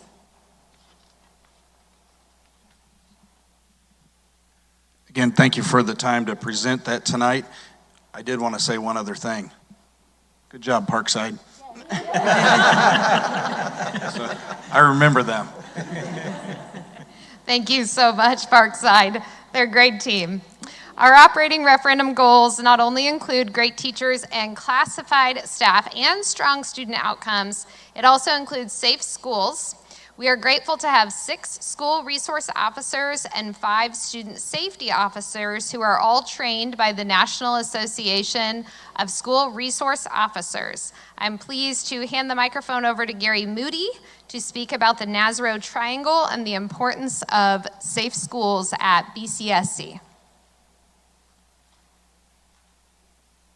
Thank you. I can sit here and talk all night about the kids here at Columbus North High School and what a great job this is, but I'll keep to the facts here. The thing is with SSOs, school safety officers, we work in conjunction with the SROs. Officer Plank back there didn't want me to mention him, but I'm going to anyway. We work in conjunction with him, assist him in different things. He and I are working this Thursday morning with one of the school teachers for a class project, so we will assist with that. He's got immediate backup here at the school. If something does happen, he needs assistance in if he has to make an arrest or whatever the case may be. We're here for him. In the very beginning, we were told that they had this vision for school safety officers, and they said, this is kind of what we want to do, and well, how are we going to do that? Well, we're kind of putting the plane together as we're flying it, was what we were told, and we're still putting it together, but it's getting closer. One of the thoughts was, okay, we're going to put an armed guard at the door, and if anyone comes in, school shooter, we're there to stop them. And that is 100% correct. Yes, that will happen. But there's other ways we can keep this school safe. There are 43 sets of doors here at Columbus North High School, and each one of those get checked at least a dozen times a day. Make sure they're latching properly, make sure they haven't been propped open, make sure students aren't opening it for other students and things like that. So we've got that. We also check the doors on the inside of the building. The classrooms are preset to be locked. Should something happen, they can just pull the door closed, and that door should be locked. So we check to ensure that those are there as well as checking the hallways, make sure nothing's going on that shouldn't be going on. Listen at the restrooms as we go by, see if there's any shenanigans going on in there that shouldn't be. But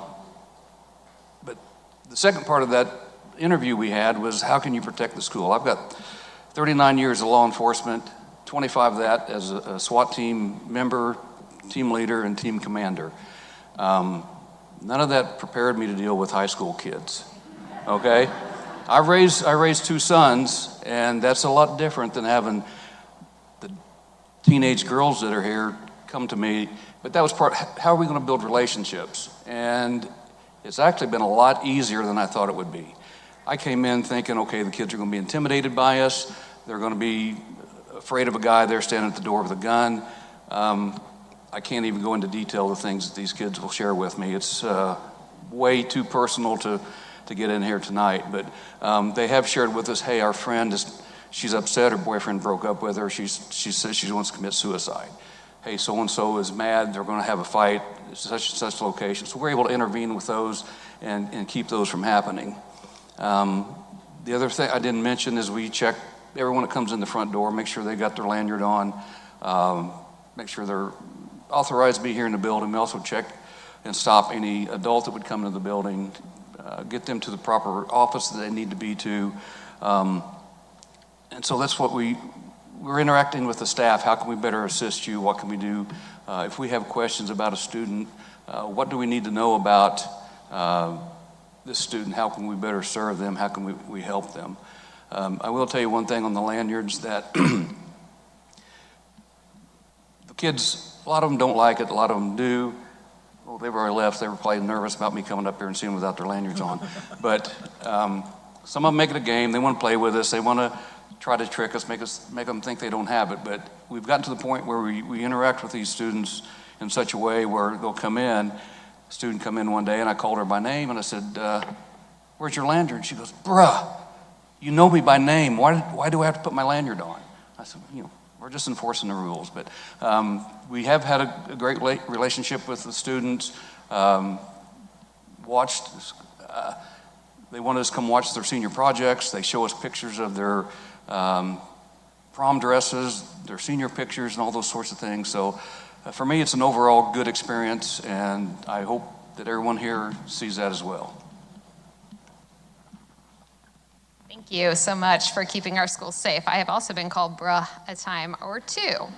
So our SROs and SSOs help keep our buildings safe, and our transportation staff are also pivotal in student safety.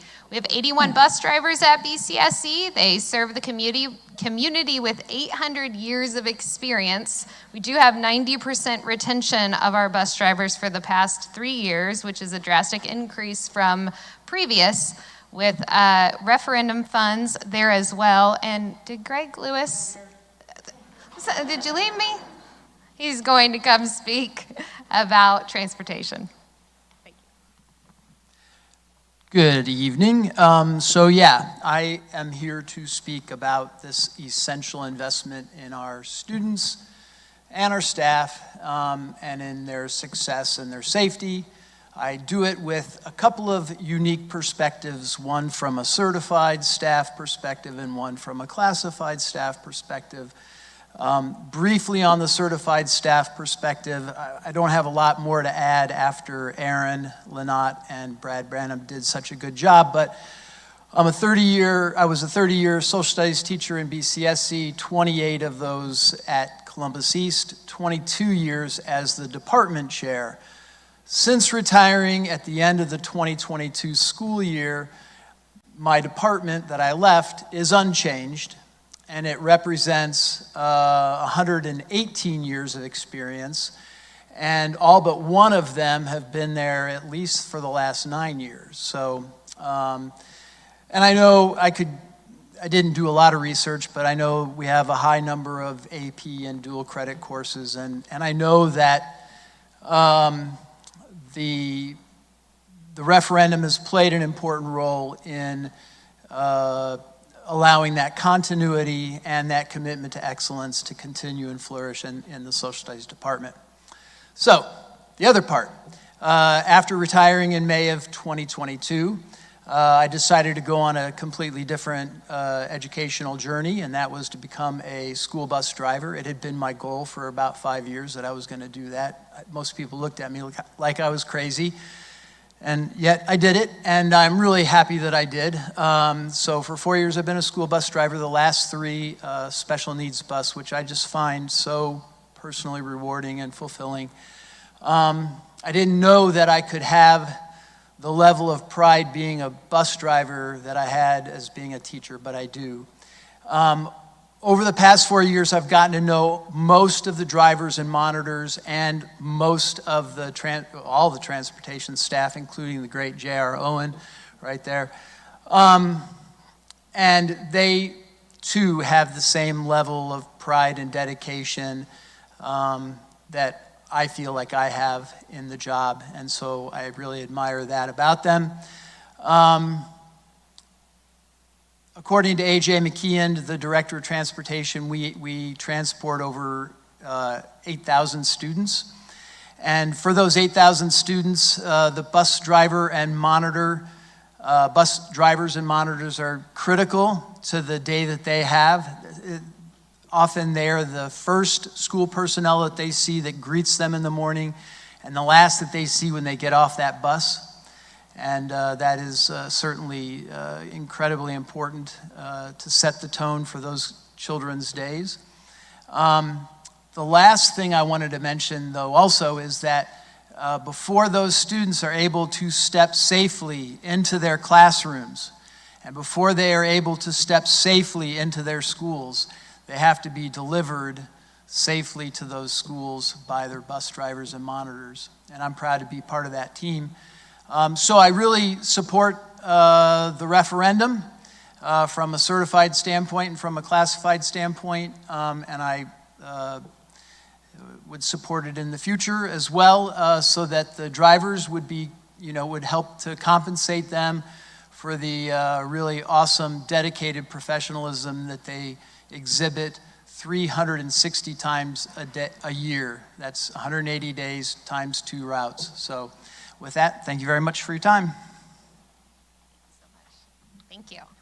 So as has been provided through data and stories this evening, as our investment in our teachers and our classified staff increases through that operating referendum, so too do our student achievement outcomes. And of course, we were proud to boast about a 94% teacher retention rate, and that was presented to you in July of 2025. You will receive another update in July of 2026, and that is on track to be strong as well. Again, our overarching goals for the operating referendum include great teachers and classified staff, safe schools, and strong student outcomes. I don't know how you could not be just so proud of every single one of our students and staff members here tonight. I thank you so much for giving your evening to us. We are happy to answer any questions that you may have, and I might call on specific people to come up and answer them for me. Can I say, I thought we were stingy with applause. Those were fantastic presentations. Can we give a round of applause?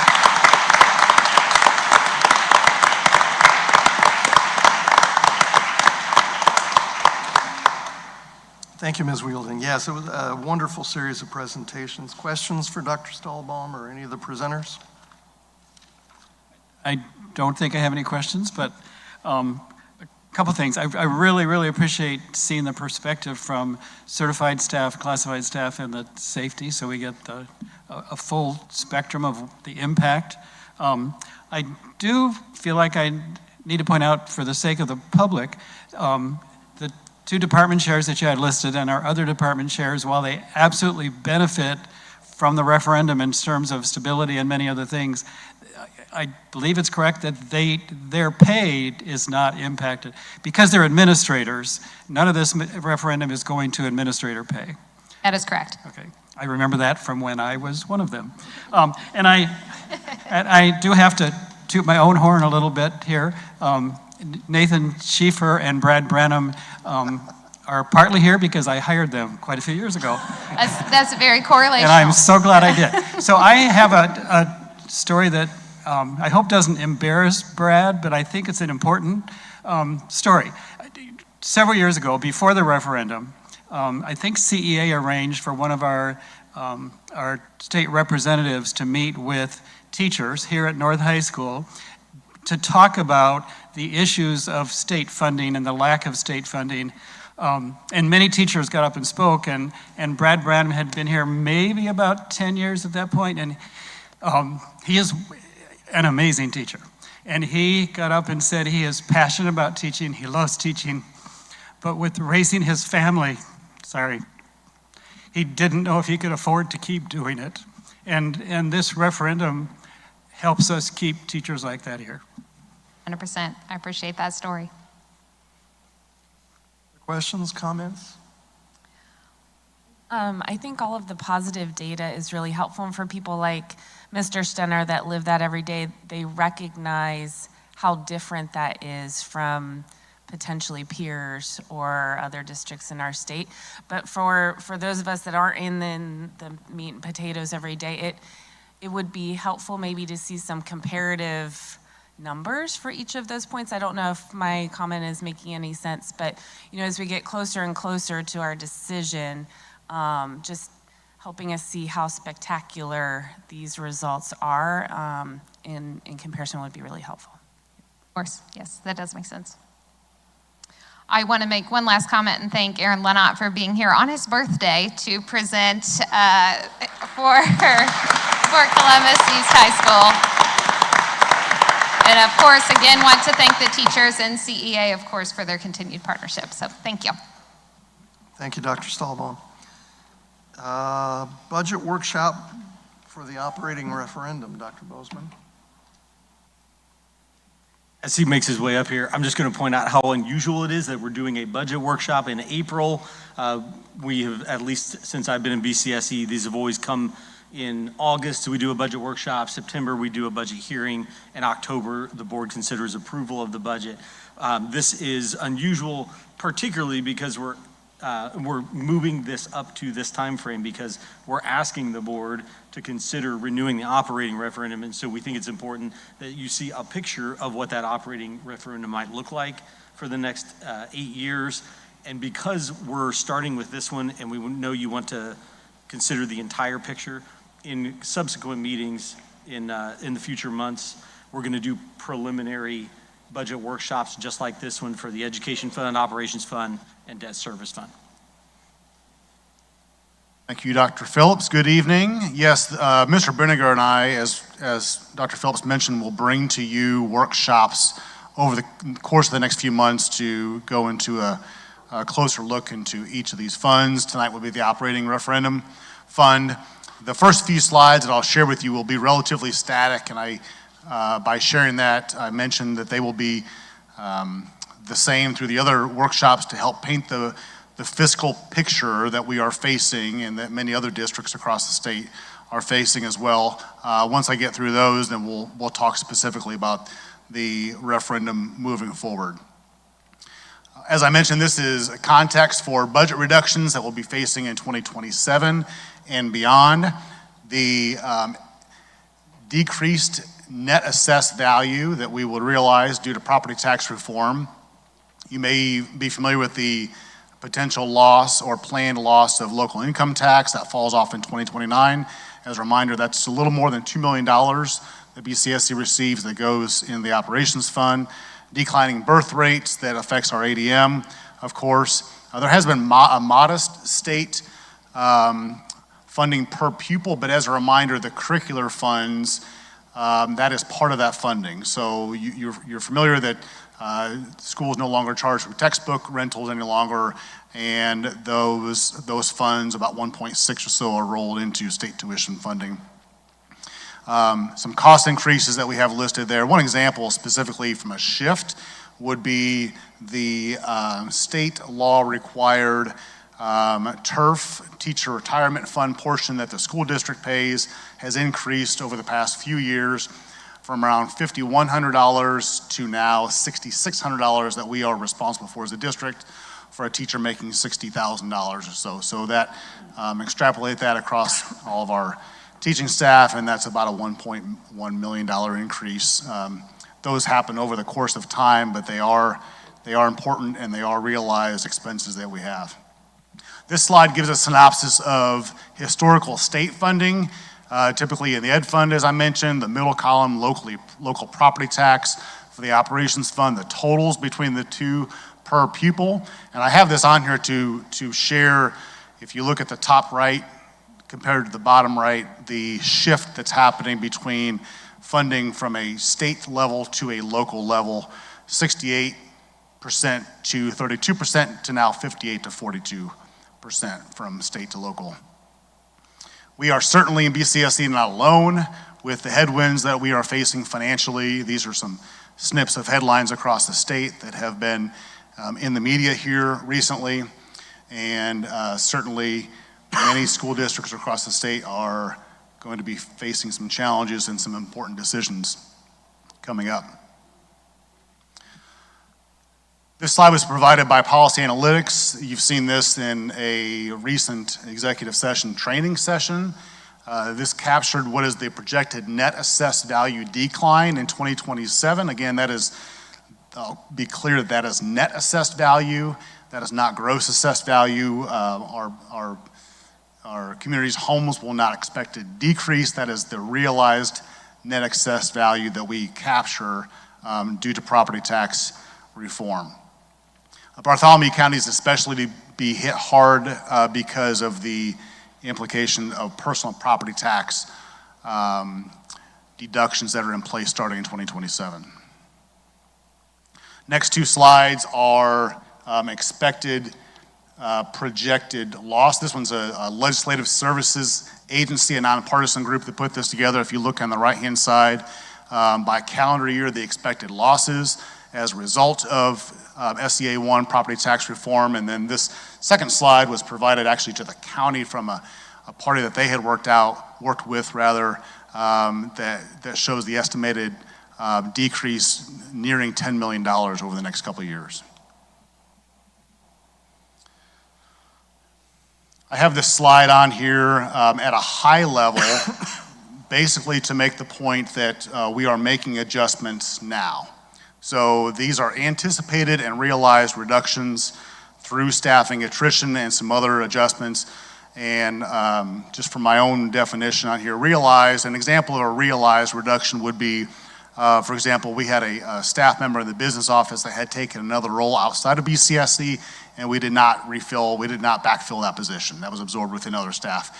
That was back in March. So that's a realized. Others would be an administrative position through attrition. That would be anticipated that we would realize then next school year as those adjustments are made. But again, we are not in a wait and see mode here in BCSC. We're making adjustments now to help pave the way for what we are anticipating as expected reductions in 2027 by fund. And those are our estimates. They're estimates only now. They will adjust and they'll move. So as we bring these budget workshops back to you for your review over the next few months, those will adjust. But we are very early in 2026, as you well know, and that's our current state. Again, today we'll talk about the operating referendum. And now I will shift into talk about the operating referendum exclusively. So this graphic you're familiar with. This has been on our website since 2021. Explains the actual expenditures and budgets and how the funds have been spent through the operating referendum thus far. We just update it every year and publish it to the website.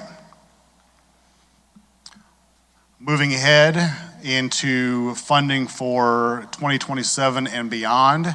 You can see the 2026 column, if I excuse my toggling here, but you'll see that those figures match there for the 2026 budget at 10.735, transferred over here to 2026, and then the 2027 budget at about 9.8, matching that reduction of about $900,000 by removing two of the categories that we would fund through the referendum, and a 2% add of inflation to all the other categories. For the most part, the SROs are about 1.5 due to some historical data that I had, but mostly those are 2% increases across the board. Otherwise, I'll also point out the $450,000 estimate of license excess tax on the top. That's an estimate based on our historical levy that we've been able to realize through the excise tax. This slide is the bulk of the proposed operating referendum budget, so I'm going to explain this by column as I go through here. The far left column is obviously the years moving ahead, the next 8 years. The second column, the amount needed. If I, excuse my toggling again, but if I go back to the previous slide, if you look at 2027 at 9.8 to fund those continued categories, that's transferred over here and then added roughly 2% each year moving ahead. The third column, that was the anticipated property tax revenue at 14.9 cents in the current year of 2026, and then moving ahead to 15.6 cents starting in 2027 and beyond. The anticipated total revenue, that's just adding $450,000, as I mentioned previously, of excise. And then the delta indicates the difference between total revenue and the amount needed. So you'll see in 2027, we would expect to capture a little more than we need, but that quickly turns on its head to, even if you look down to 2032, about $1 million deficit on the delta column compared to revenue to what we need to spend to fund those opportunities. And then the far column to the right, those are cash reserves, so about 5.3 at year end from 26, and then a cash reserve drawdown to be able to maintain those priorities that we have. Again, these are all estimates to where be an ending cash balance of about 1.2 by 2034. Back to the middle column, that circled item there, the 9.566, that's an average of all of those years put together. And you may remember that when we did our presentation with you in March on the community survey, that there was strong support to renew at that average $9.5 million levy. So that's reflected here in the budget. These are assumptions that I use to build that. Most of these I've spoken of. One that I would like to point out, which is the fourth bullet down in the list, the structure of those categories not anticipated to change. So what I mean by that, and as an example, is right now our teachers, this is all subject to collective bargaining, of course, but our teachers receive $5,000, $10,000, or $15,000 pay increments from the referendum. And I did not modify that as a function of making the budget work, if that makes sense. So, saying that a different way, because the same rate will result in a lower levy, I did not build a different model for, in that example, teacher compensation to compensate for that. So it's still the 5, 10, 15 based on historical expenses.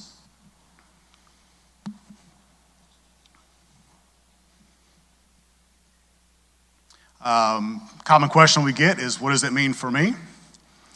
And some folks in our community certainly are interested in the previous information, but they're interested maybe more so in their own impact.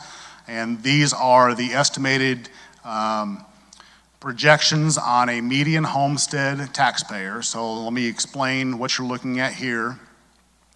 As you can see, the middle line there, that's a $250,000 homestead. The reason we use $250,000 because we think, and I'll show the question here in a moment, but we think that's going to match what will be on the question, so we wanted to keep that consistent.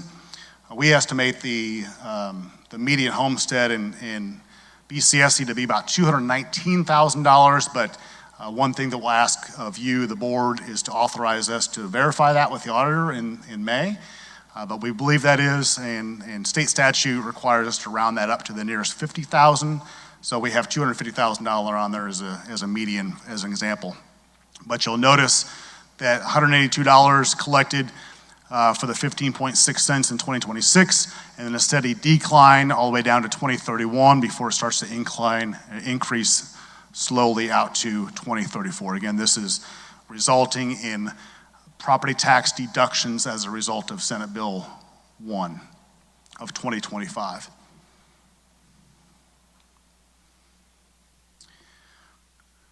I mentioned the operating referendum ballot question. This is a sample of what could be on the ballot in November if you choose to do so.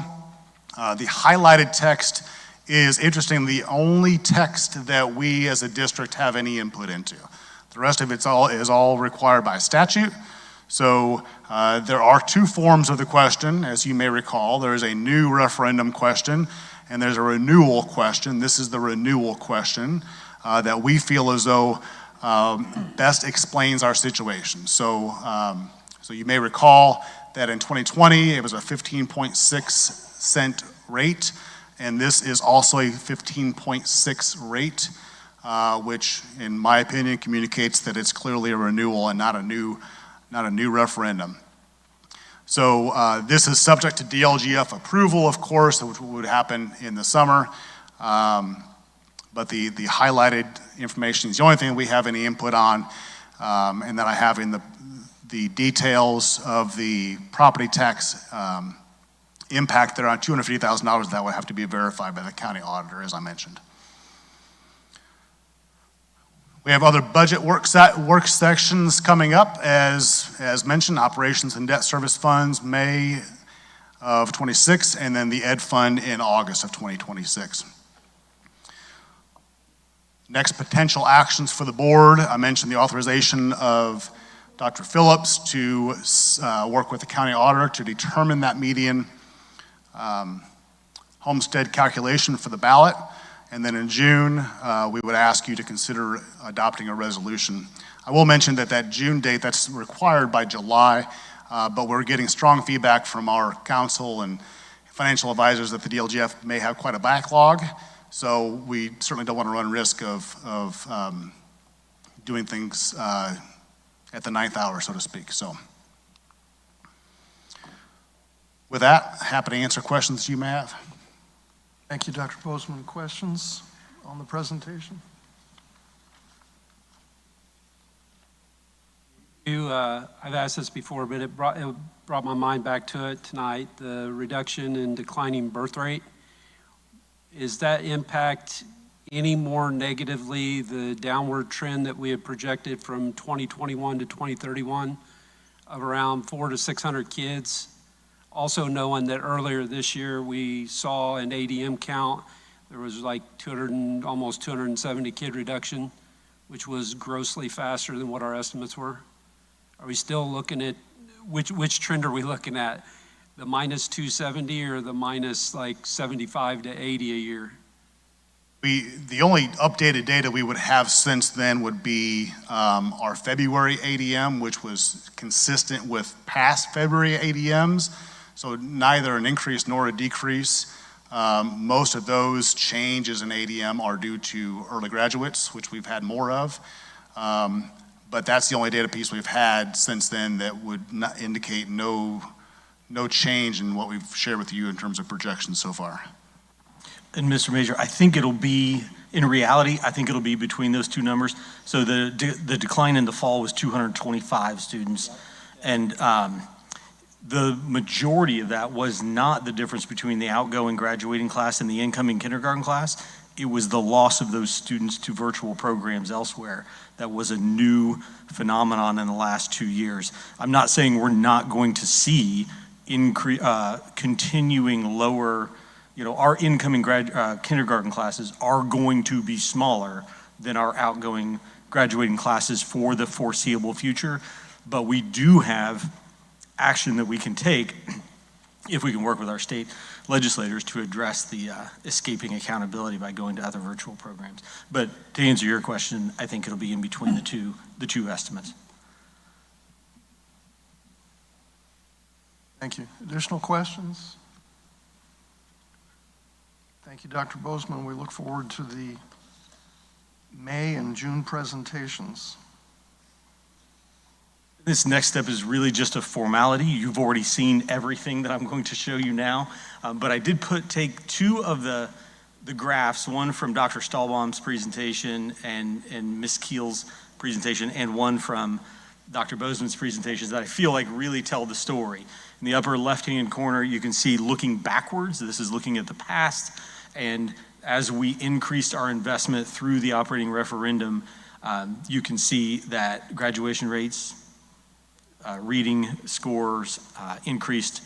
Now, all the kids that were taking statistics have left, but I'm not going to sit next to Dale Nallen and make the mistake of saying that correlation equals causation, because I know that it doesn't, but that is also the reason that we've brought in addition to the quantitative data, some of the, in addition to the quantitative data, some of the qualitative data to show that it can't completely be disconnected, that when you keep great teachers in front of our students for a longer period of time, you're going to see better results. And then in the bottom right-hand corner, the last slide that Dr. Bozeman showed, that shows if, in fact, the question that we propose is approved by the board and then approved by the public, that folks at all three different levels of home ownership, the 25% level, the 75%, and then also $250, somewhere close to the median home, will all see an actual decline in their bill on the operating referendum portion of their property tax bill in the future.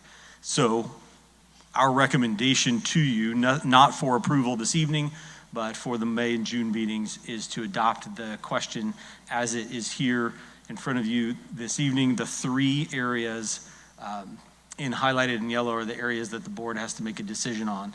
The first area, we identified wording as close to as possible what we had listed in the question in 2020. That's because we intend to continue to invest in those topics, and it's what the community supported then. And so it's funding and maintaining competitive compensation for teachers and staff and maintaining student safety. And then the property tax rate, 0.1560, 15.6 cents per $100 of assessed value. That is the tax rate that was approved by just over 61% of voters in 2020. And then that number is what generates the maximum levy of the just over 10 million, that 10.018. That was only in the first year. Now, while technically, if things change with assessed values over time, we could collect more than that declining, 9.5 that you saw towards the end. But the maximum that could ever be collected in any year of these 8 years would be that number in the second parentheses there, or the second yellow section of 10.1 million. I know we've had training on the question and you've seen it often, but happy to answer any questions before we bring you that final recommendation in May.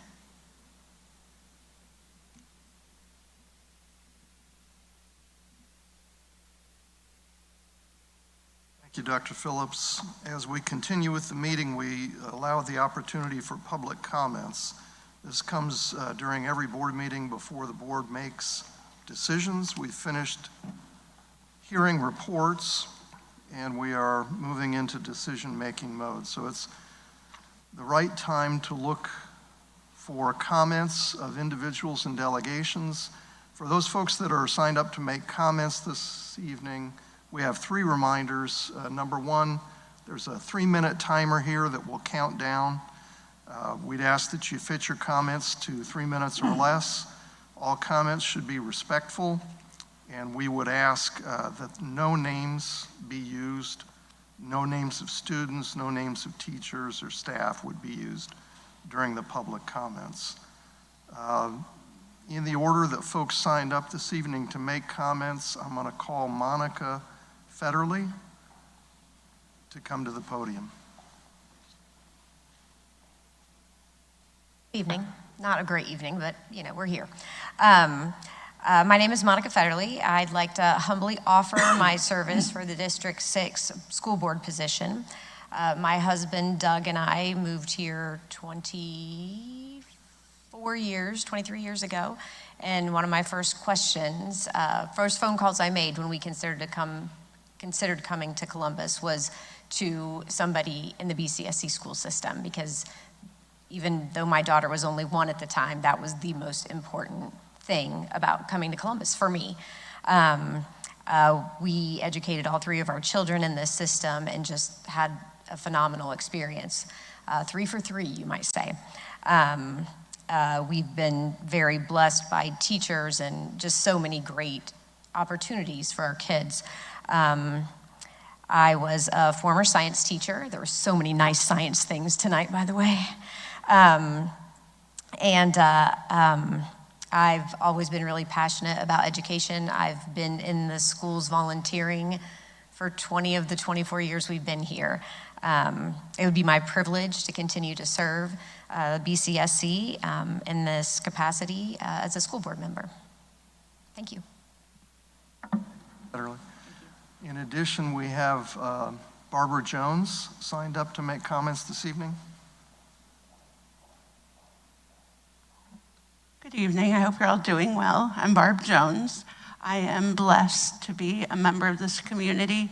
I'm a parent of 2 children and also a physician at CRH.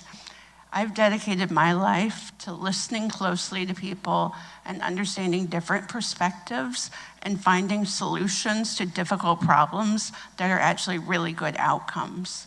And I believe that our schools work if we all work together on things we all agree are important. We know that strong academics are important, safe environments are important, and making sure that we have pathways so every student succeeds. So I'm here to respectfully announce that I'm interested in being the school board member for District 2. I would lead with a thoughtful and balanced approach. I want to make sure that education is a top priority and that we continue to build on the amazing successes that we already have done. I look forward to being a team member that is focused on creating the brightest future for all of our children, and that ensures that we have an environment that students and staff are thriving, and that BCSC is the school corporation that everyone chooses to be a part of. So, thank you for your time. Thank you, Dr. Jones. It's cash, not cash. In heels, by the way. Didn't do the mic drop. In heels. Thank you, Mr. Glick. Item number 6, request for approval, old business. Dr. Phillips. Thank you, Mr. Stenner. I request approval of item 6A, minutes of the regular school board meeting of March 30th, 2026. Recommendation for approval. Is there a motion to approve? I move that we approve item 6A, minutes of the regular school board meeting from March 30th. Thank you, Mr. Nowlin. Mr. Major, second. Any discussion or questions about the minutes? Mr. Stenner, since I wasn't in attendance, I'll abstain from the vote. Abstain from the vote. Thank you, Ms. Wielden. If we're ready for the vote, Mr. Major, how do you vote? Yes. Mr. Nowlin, how do you vote? Yes. Chair votes aye. Ms. Lloyd, how will you vote? Aye. And Mr. Glick, how will you vote? Aye. So with the abstention and the absence of Mr. Schultz, I believe that motion passes 5-0. Thank you. Now I request approval of items 7A through 7G. Those include the regular approvals of supplemental contracts, field trips and professional leaves, as well as school fundraisers. The claims and payroll items for this approval include 2 payrolls of just over $7.3 million, the pre-runs from March 1st through March 30th of $9.44 million, and the April 27 docket claims of $2.039 million. Item 7E is the 3-year calendar that has been shared online and shared as well with the board, really keeping the same structure in place that's been in place for the last 2 adoptions, so 6 years. The most meaningful change, I will say, is the addition of 2 snow days. With the last couple of years, I've always said you can tell what the weather was like on the year they adopted the calendar, because the next calendar either has a lot more days or a lot fewer days. We're going with a lot more days in this calendar, so there's 2 snow days identified in each of these years that would be used first prior to e-learning days if they're needed. Also have a guaranteed maximum price for Mount Healthy's renovation, and Dr. Bozeman can speak to any of the details on that, but we did come in within the adjusted budget for Mount Healthy. And then last, item 7G is a follow-up from the last meeting. 2 of the action items required out of policy D525, employee injury reporting, requires that the board appoint an administrator to collect and report on these injuries, as well as a committee that meets certain criteria listed in the policy. My recommendation this evening is included in your board packet. It includes a resolution identifying the superintendent as his or her designee as the injury policy administrator. And then there is an existing committee that this board actually appoints a representative to. Mr. Schultz is the representative. The Corporation Continuous Improvement Council committee has been around for it's around 25 years. It's been in place, meets once a month during the school year. And my recommendation is that instead of creating a separate committee, we integrate this responsibility into the responsibilities of the CCIC. So I request approval of item 7A through item 7G. Thank you, Dr. Actually, Phillips. I hate to interrupt. I've thought about this a lot today, and I actually had kind of gone back and forth. If we could take F out, I would appreciate that, please. Sure. I was just going to ask if there are items that the board members would like to vote on separately. We'll vote on item F separately. Are there any other items that somebody would like to pull out? If you need to abstain for something, we could pull it out and you could vote for everything else in the package. All right, I think we're ready for a motion, and perhaps the motion would be items 7 A through E plus item G. I move that we approve items 7A through E and G as presented.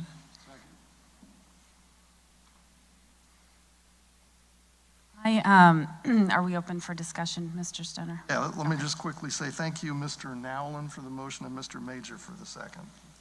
On item G, I understand that there was an impromptu change made to a policy in our last board meeting. I was not in attendance, and I'm not sure that I'm completely supportive of the changes. However, recognizing that was the will of the board, will appreciate the appointment and quickly adopting and moving forward with the changes that we have presented here tonight, and I think those are the right appointments. I would also like to say on our injury policy, I think there are many things that we need to address, and I believe the original decision of the board was to hold a work session, and I still think there's a lot of merit for us to hold a work session and review that policy thoroughly and come to a conclusion as a team in a work session what we'd like presented in a meeting for us to move forward with in the future. I'll lean on Dr. Phillips to come up with the right timing for that working session, recognizing there's several big things in front of the board, and so it's not an immediate need, but I don't want it to be too far out either, so I'd like us to align on appropriate times and look for your feedback on that. Discussion or questions? The only thing on G, the resolution is written a little bit different than what the policy was written. The policy noted that it would have a team of safety and security from the school, which I think fits probably within the CCIC. School board members, plural, so there would be more than one, so we would have to look at adding at least a second. School faculty, again, CCIC, and then parents, and there was no limit to the parents, so it was just plural. So I don't know because I'm not on the CCIC, I don't know, does Mr. Green and then other security personnel usually participate in that? All of those groups are represented with the exception of the plural for board members. Okay. All those groups.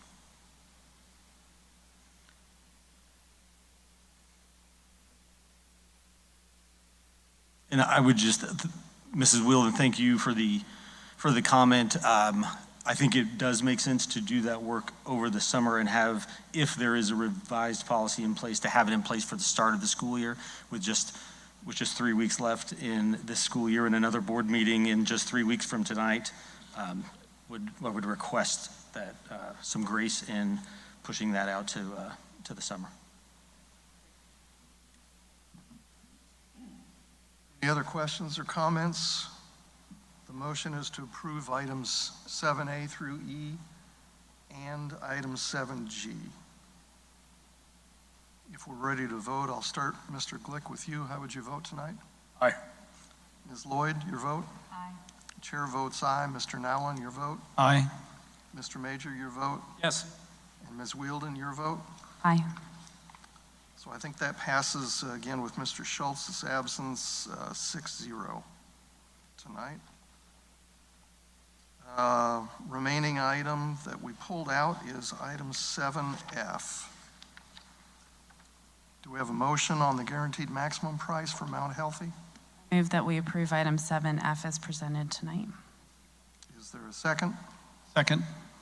Thank you, Ms. Wheeldon, Mr. Nowlin. Any questions or discussion on item 7F?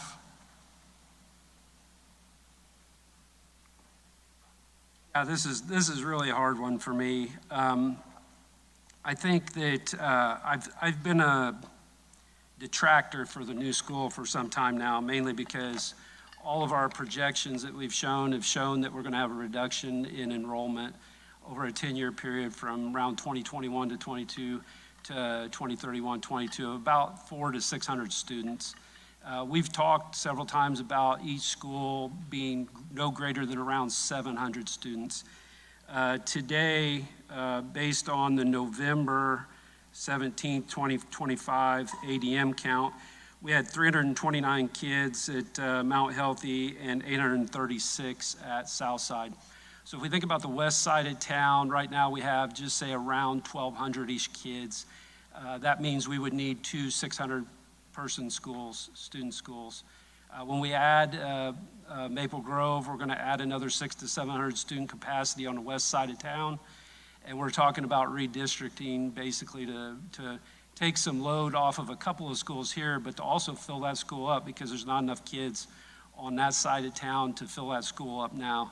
Even if you took 200 kids off of South Side and got down to 636, you still need 400 kids to fill up Maple Grove. So rather than, this is the hard part, rather than spending $18 million on bonds, plus we never talk about the financing costs, which we've demonstrated in the past is about 40% of the cost. So you're looking about somewhere between $24 and $25 million fully loaded with financing on Mount Healthy. I think there needs to really be more discussion about how we want to manage the west side of town with 3 schools where based on our own recommendations of around 600 to 700 kids per school, what is the future going to look like? If our enrollment continues to drop by another 600 kids, that's 1 full school that we lose in the next 8 years. We've already shown in the last year that it's well over 200. We hope that that doesn't continue to go that path. But I would actually like to have more discussion around this so that we can understand better how we're going to staff 3 schools on that side of town, understand the total cost associated with that, and then understand whether there's a recommendation to maintain Mount Healthy as a school on that side of town or to move those kids through redistricting to Southside and some of the kids from Southside to Maple Grove so that we don't have kids crossing I-65 every day to go to school. So my recommendation would be to have a work session for discussion on how to move forward with the understanding that enrollment is potentially going to decline based on all of our past projections. Requesting to table this or have a work discussion to understand how we're going to manage long-term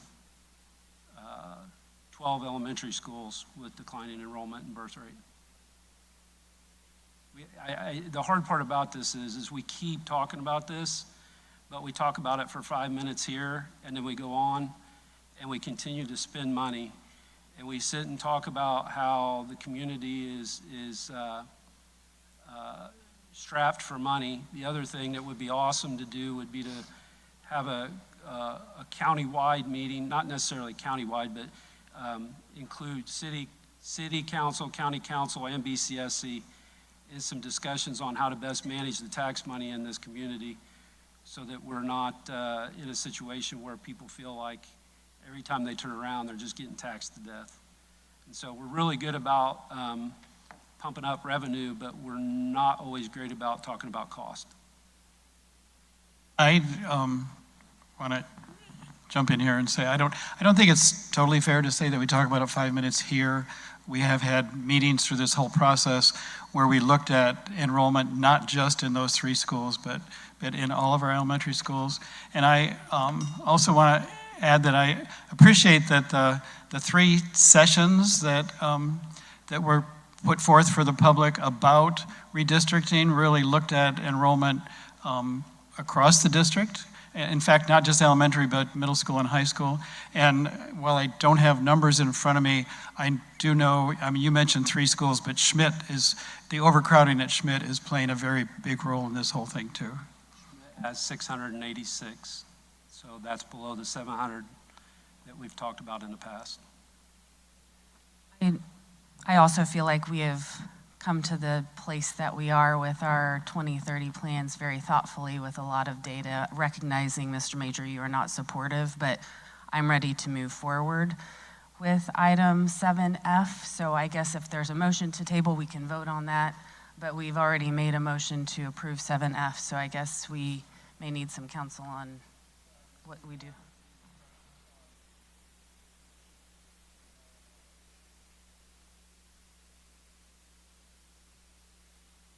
Clarify Mr. Major's comments.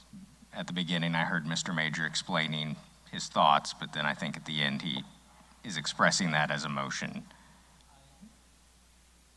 I personally would like to have more discussion around it.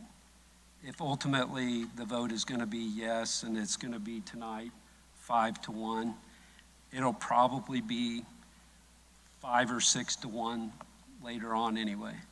So I know I voted yes for this in the past, but in the last 6 to 8 months, we've heard that the belt is tightening in Indianapolis. And I think that it just makes sense for us to really take a good look at and have a really strong conversation about how we're spending our money. We're not necessarily going to get more money. The state has already said that. And unless we talked about local income tax earlier, that's why City Council, County Council, and BCSC talking together might be able to help address how that works. Procedurally, Mike, how do we move forward? Again, I think my question is, just to be clear, are you making a motion? There's been a motion to approve in a second. There can be a subsidiary motion, much the way we sometimes amend things that are pending.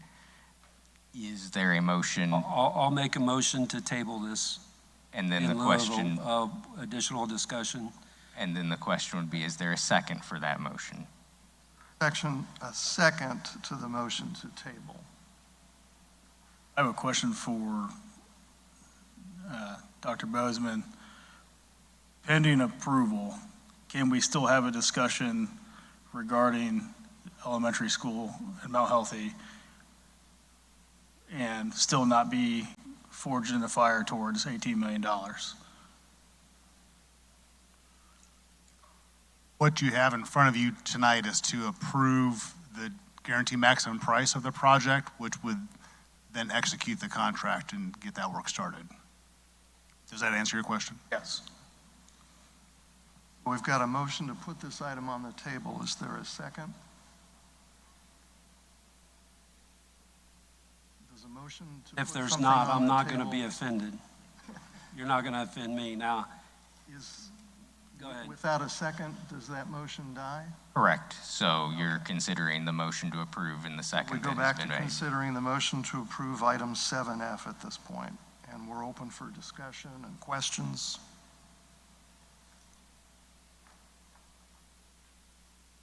Hearing none, I'll move to the vote. Mr. Glick, how do you vote on item 7F? Aye. Ms. Lloyd, your vote? Aye. Chair votes aye. Mr. Nowlin, your vote? Aye. Mr. Major, your vote? And Ms. Wielden, how do you vote tonight? Aye. So I believe that is 5 votes in favor and 1 vote against. The motion carries. Thank you, Mr. Chair. You bet. Dr. Stahlbaum? Yes, thank We have you. some human resource recommendations this evening. Of course, the 19 human resources recommendations consist of 4 retirements, 8 resignations, 2 appointments, 4 administrative transfers, and 1 leave of absence. There are no additional personnel recommendations this evening. I request that you please approve items 8A and B as presented. You've heard the recommendation from Dr. Stahlbaum. Is there a motion to approve? I move to approve item 8A and B as presented tonight. Thank you, Ms. Wielden, and thank you for the second, Mr. Major. Any questions for Dr. Stahlbaum? Dr. Stahlbaum, if I don't approve this, does that change any of the resignations that came across in that document? Okay. Wow. I don't know how that changes my decision here. I would like to point out, we get a detailed view of resignations, et cetera. And as Dr. Bozeman had pointed out, we are looking hard at attrition, and I noticed there were 3 roles there that were not being backfilled. So I just want to acknowledge we're seeing that coming across, and that was represented in the finances. I also recognize that that means that we have people in our school board, or I'm sorry, in our school system who are doing more with less. And that can often be tough on the people working for us. So I just want to thank everyone for being open-minded and working with us in a difficult time from a budgeting perspective. Thank you, Ms. Wielden. Other questions or comments? The motion is to approve items 8A and 8B. I'll call the roll. Mr. Glick, how do you vote this evening? Aye. Ms. Lloyd? Aye. Chair votes aye. Mr. Nowlin? Aye. Mr. Major? Yes. And Ms. Wielden. That motion also carries 6-0. Time now for board input and review at the close of the meeting. It's been a very productive meeting, a lot of good celebrations and recognition. Great reports this evening from our cabinet and staff. Mr. Glick, input and review. I'm going to keep it short. Congrats and good luck to all the top performers and for all three high schools. It's nice to see the difference between the two schools and how apparently we're going to have a lot of doctors coming forward. Everybody's going pre-med, it seems like. Congrats to all the classified employees for their classified staff member of the year. And congrats to all the seniors. Last week completed all their senior projects. And it's smooth sailing from here, right? That's all I have. Thank you, Mr. Glick. Ms. Lloyd? To echo Mr. Glick and his comments. Tonight's meeting was wonderful. There was a lot of time and energy that was invested by a lot of people. So thank you to everyone for being here and for sharing such helpful and impactful information with us. Also just want to congratulate the seniors on all their senior projects last week. I continue to be wildly impressed by their passions and their talents that they share with our community. I know as someone in the nonprofit arena, seeing what they give back to so many organizations in our community is just unbelievable. And I am so proud of them and of the teachers who empower them to do these great things. So congrats, seniors. Thank you, Ms. Lloyd. Mr. Nowlin? Over the past few weeks, East and North Theaters both put on productions. I did not get a chance to see the one at East because I had a granddaughter in a play in Indianapolis the same time. But if you didn't get to see North put on the Sound of Music, you missed one of the most phenomenal high school performances I have ever seen. And I've seen a lot. I also had the opportunity to sit in on senior projects at CSA New Tech, which is just a small sliver of what goes on in this district for seniors. But one thing that stood out to me, two of the projects that I was part of the team listening to, they had started one project and it didn't work for one reason or another, and they had to regroup. And the amount of learning about real life situations that the kids learn in doing those senior projects, it goes beyond what you see in the final product, I think. And Southside's Math Bowl team finished first in their regional competition with a score of 31 out of 32 and led to a state runner-up finish. I think that means, Mandy can correct me, that they really tied in score, but tiebreakers make the difference there? And so congratulations to Mandy, their coach, and to the students. And of course, congratulations to Brad Branham and the North Indiana Math League. Many years we were in the top 5, but we never hit number 1, so that was great. Thank you, Mr. Nowlin. Mr. Major? Yeah, for the 4th year in a row, Smith Elementary, and for the first year ever, Fadre, are both going to be at the World Championships for Vex Robotics this week in St. Louis, so I wanted to wish the best of luck to all of them.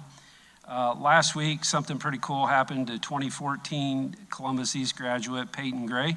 He got to play in the Major League Baseball game for the Texas Rangers and was able to successfully get a win for the team. So he's spent a lot of time in the minor leagues, and it's just really good to see that his hard work and stick-to-itiveness paid off in the end.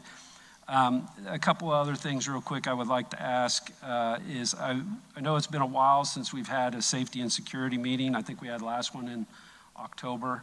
I think we've had some things happen in the last couple of weeks that just might be good for us now that we're getting close to the end of the year, to just come back and have a discussion around how things are going.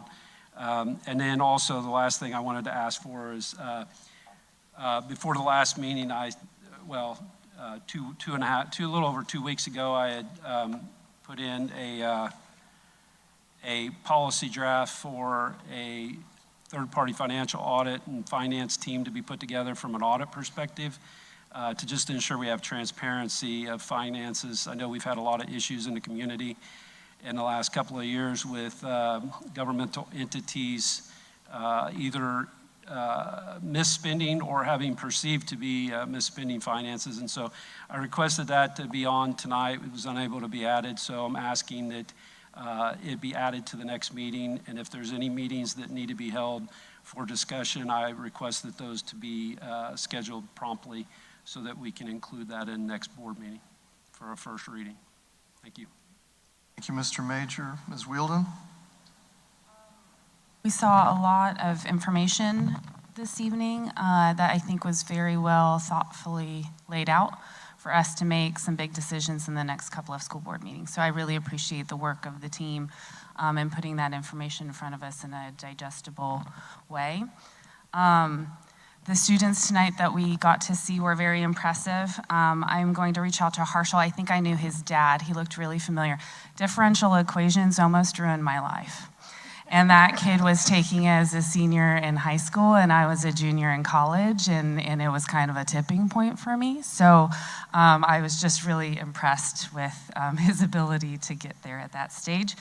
And then I had a kiddo that we saw tonight, and I told Dr. Phillips at a luncheon we had earlier today, this community shows up for seniors. It's pretty remarkable. It's the first time I've experienced that.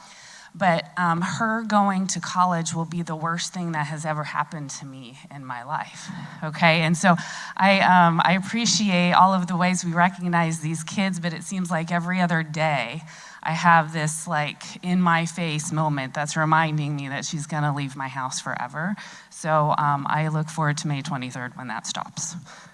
They do come back. I mean, no more reminders. It's not always forever. That's true. I have heard about boomerangs, and maybe that's something to wish for. Thank you, Ms. Wielden. Dr. Phillips, any comments this evening at the close of the meeting? Two very quick ones. As I went through last year, I think I said to anybody who asked me about my first year as superintendent that I just continue to be overwhelmed by the amount of talent, hard work, and passion that exists in our BCSE community. That's students, staff, parents, and families. But man, these top 22 just blew me away today as we saw them at the Rotary meeting today, and then again tonight. The things that they are going to do, and the no fewer than 10 times that math and science teachers were named as favorite teachers. I just continue to be overwhelmed in a positive way. And then I also want to thank, I failed to introduce her earlier, Mrs. Jessie Billingsley from Churchill and Antrim joined us this evening in case we got into a policy conversation, as they're our attorney firm that works with us on policy. So thank you for attending this evening, Jessie, and everyone here tonight who came to help with the presentation or come up and speak. Thank you for being here tonight. Thank you. Our next regular school board meeting is set for Monday evening, May 18th. The school board meeting will start at 6:30. We will honor retirees in this same space here in the cafeteria starting at 6 p.m. that evening, and then they'll be recognized during the meeting as well. We look forward to seeing folks on Monday, May 18th, the next regular meeting. There being no further business to come before the board at this meeting, the meeting is adjourned.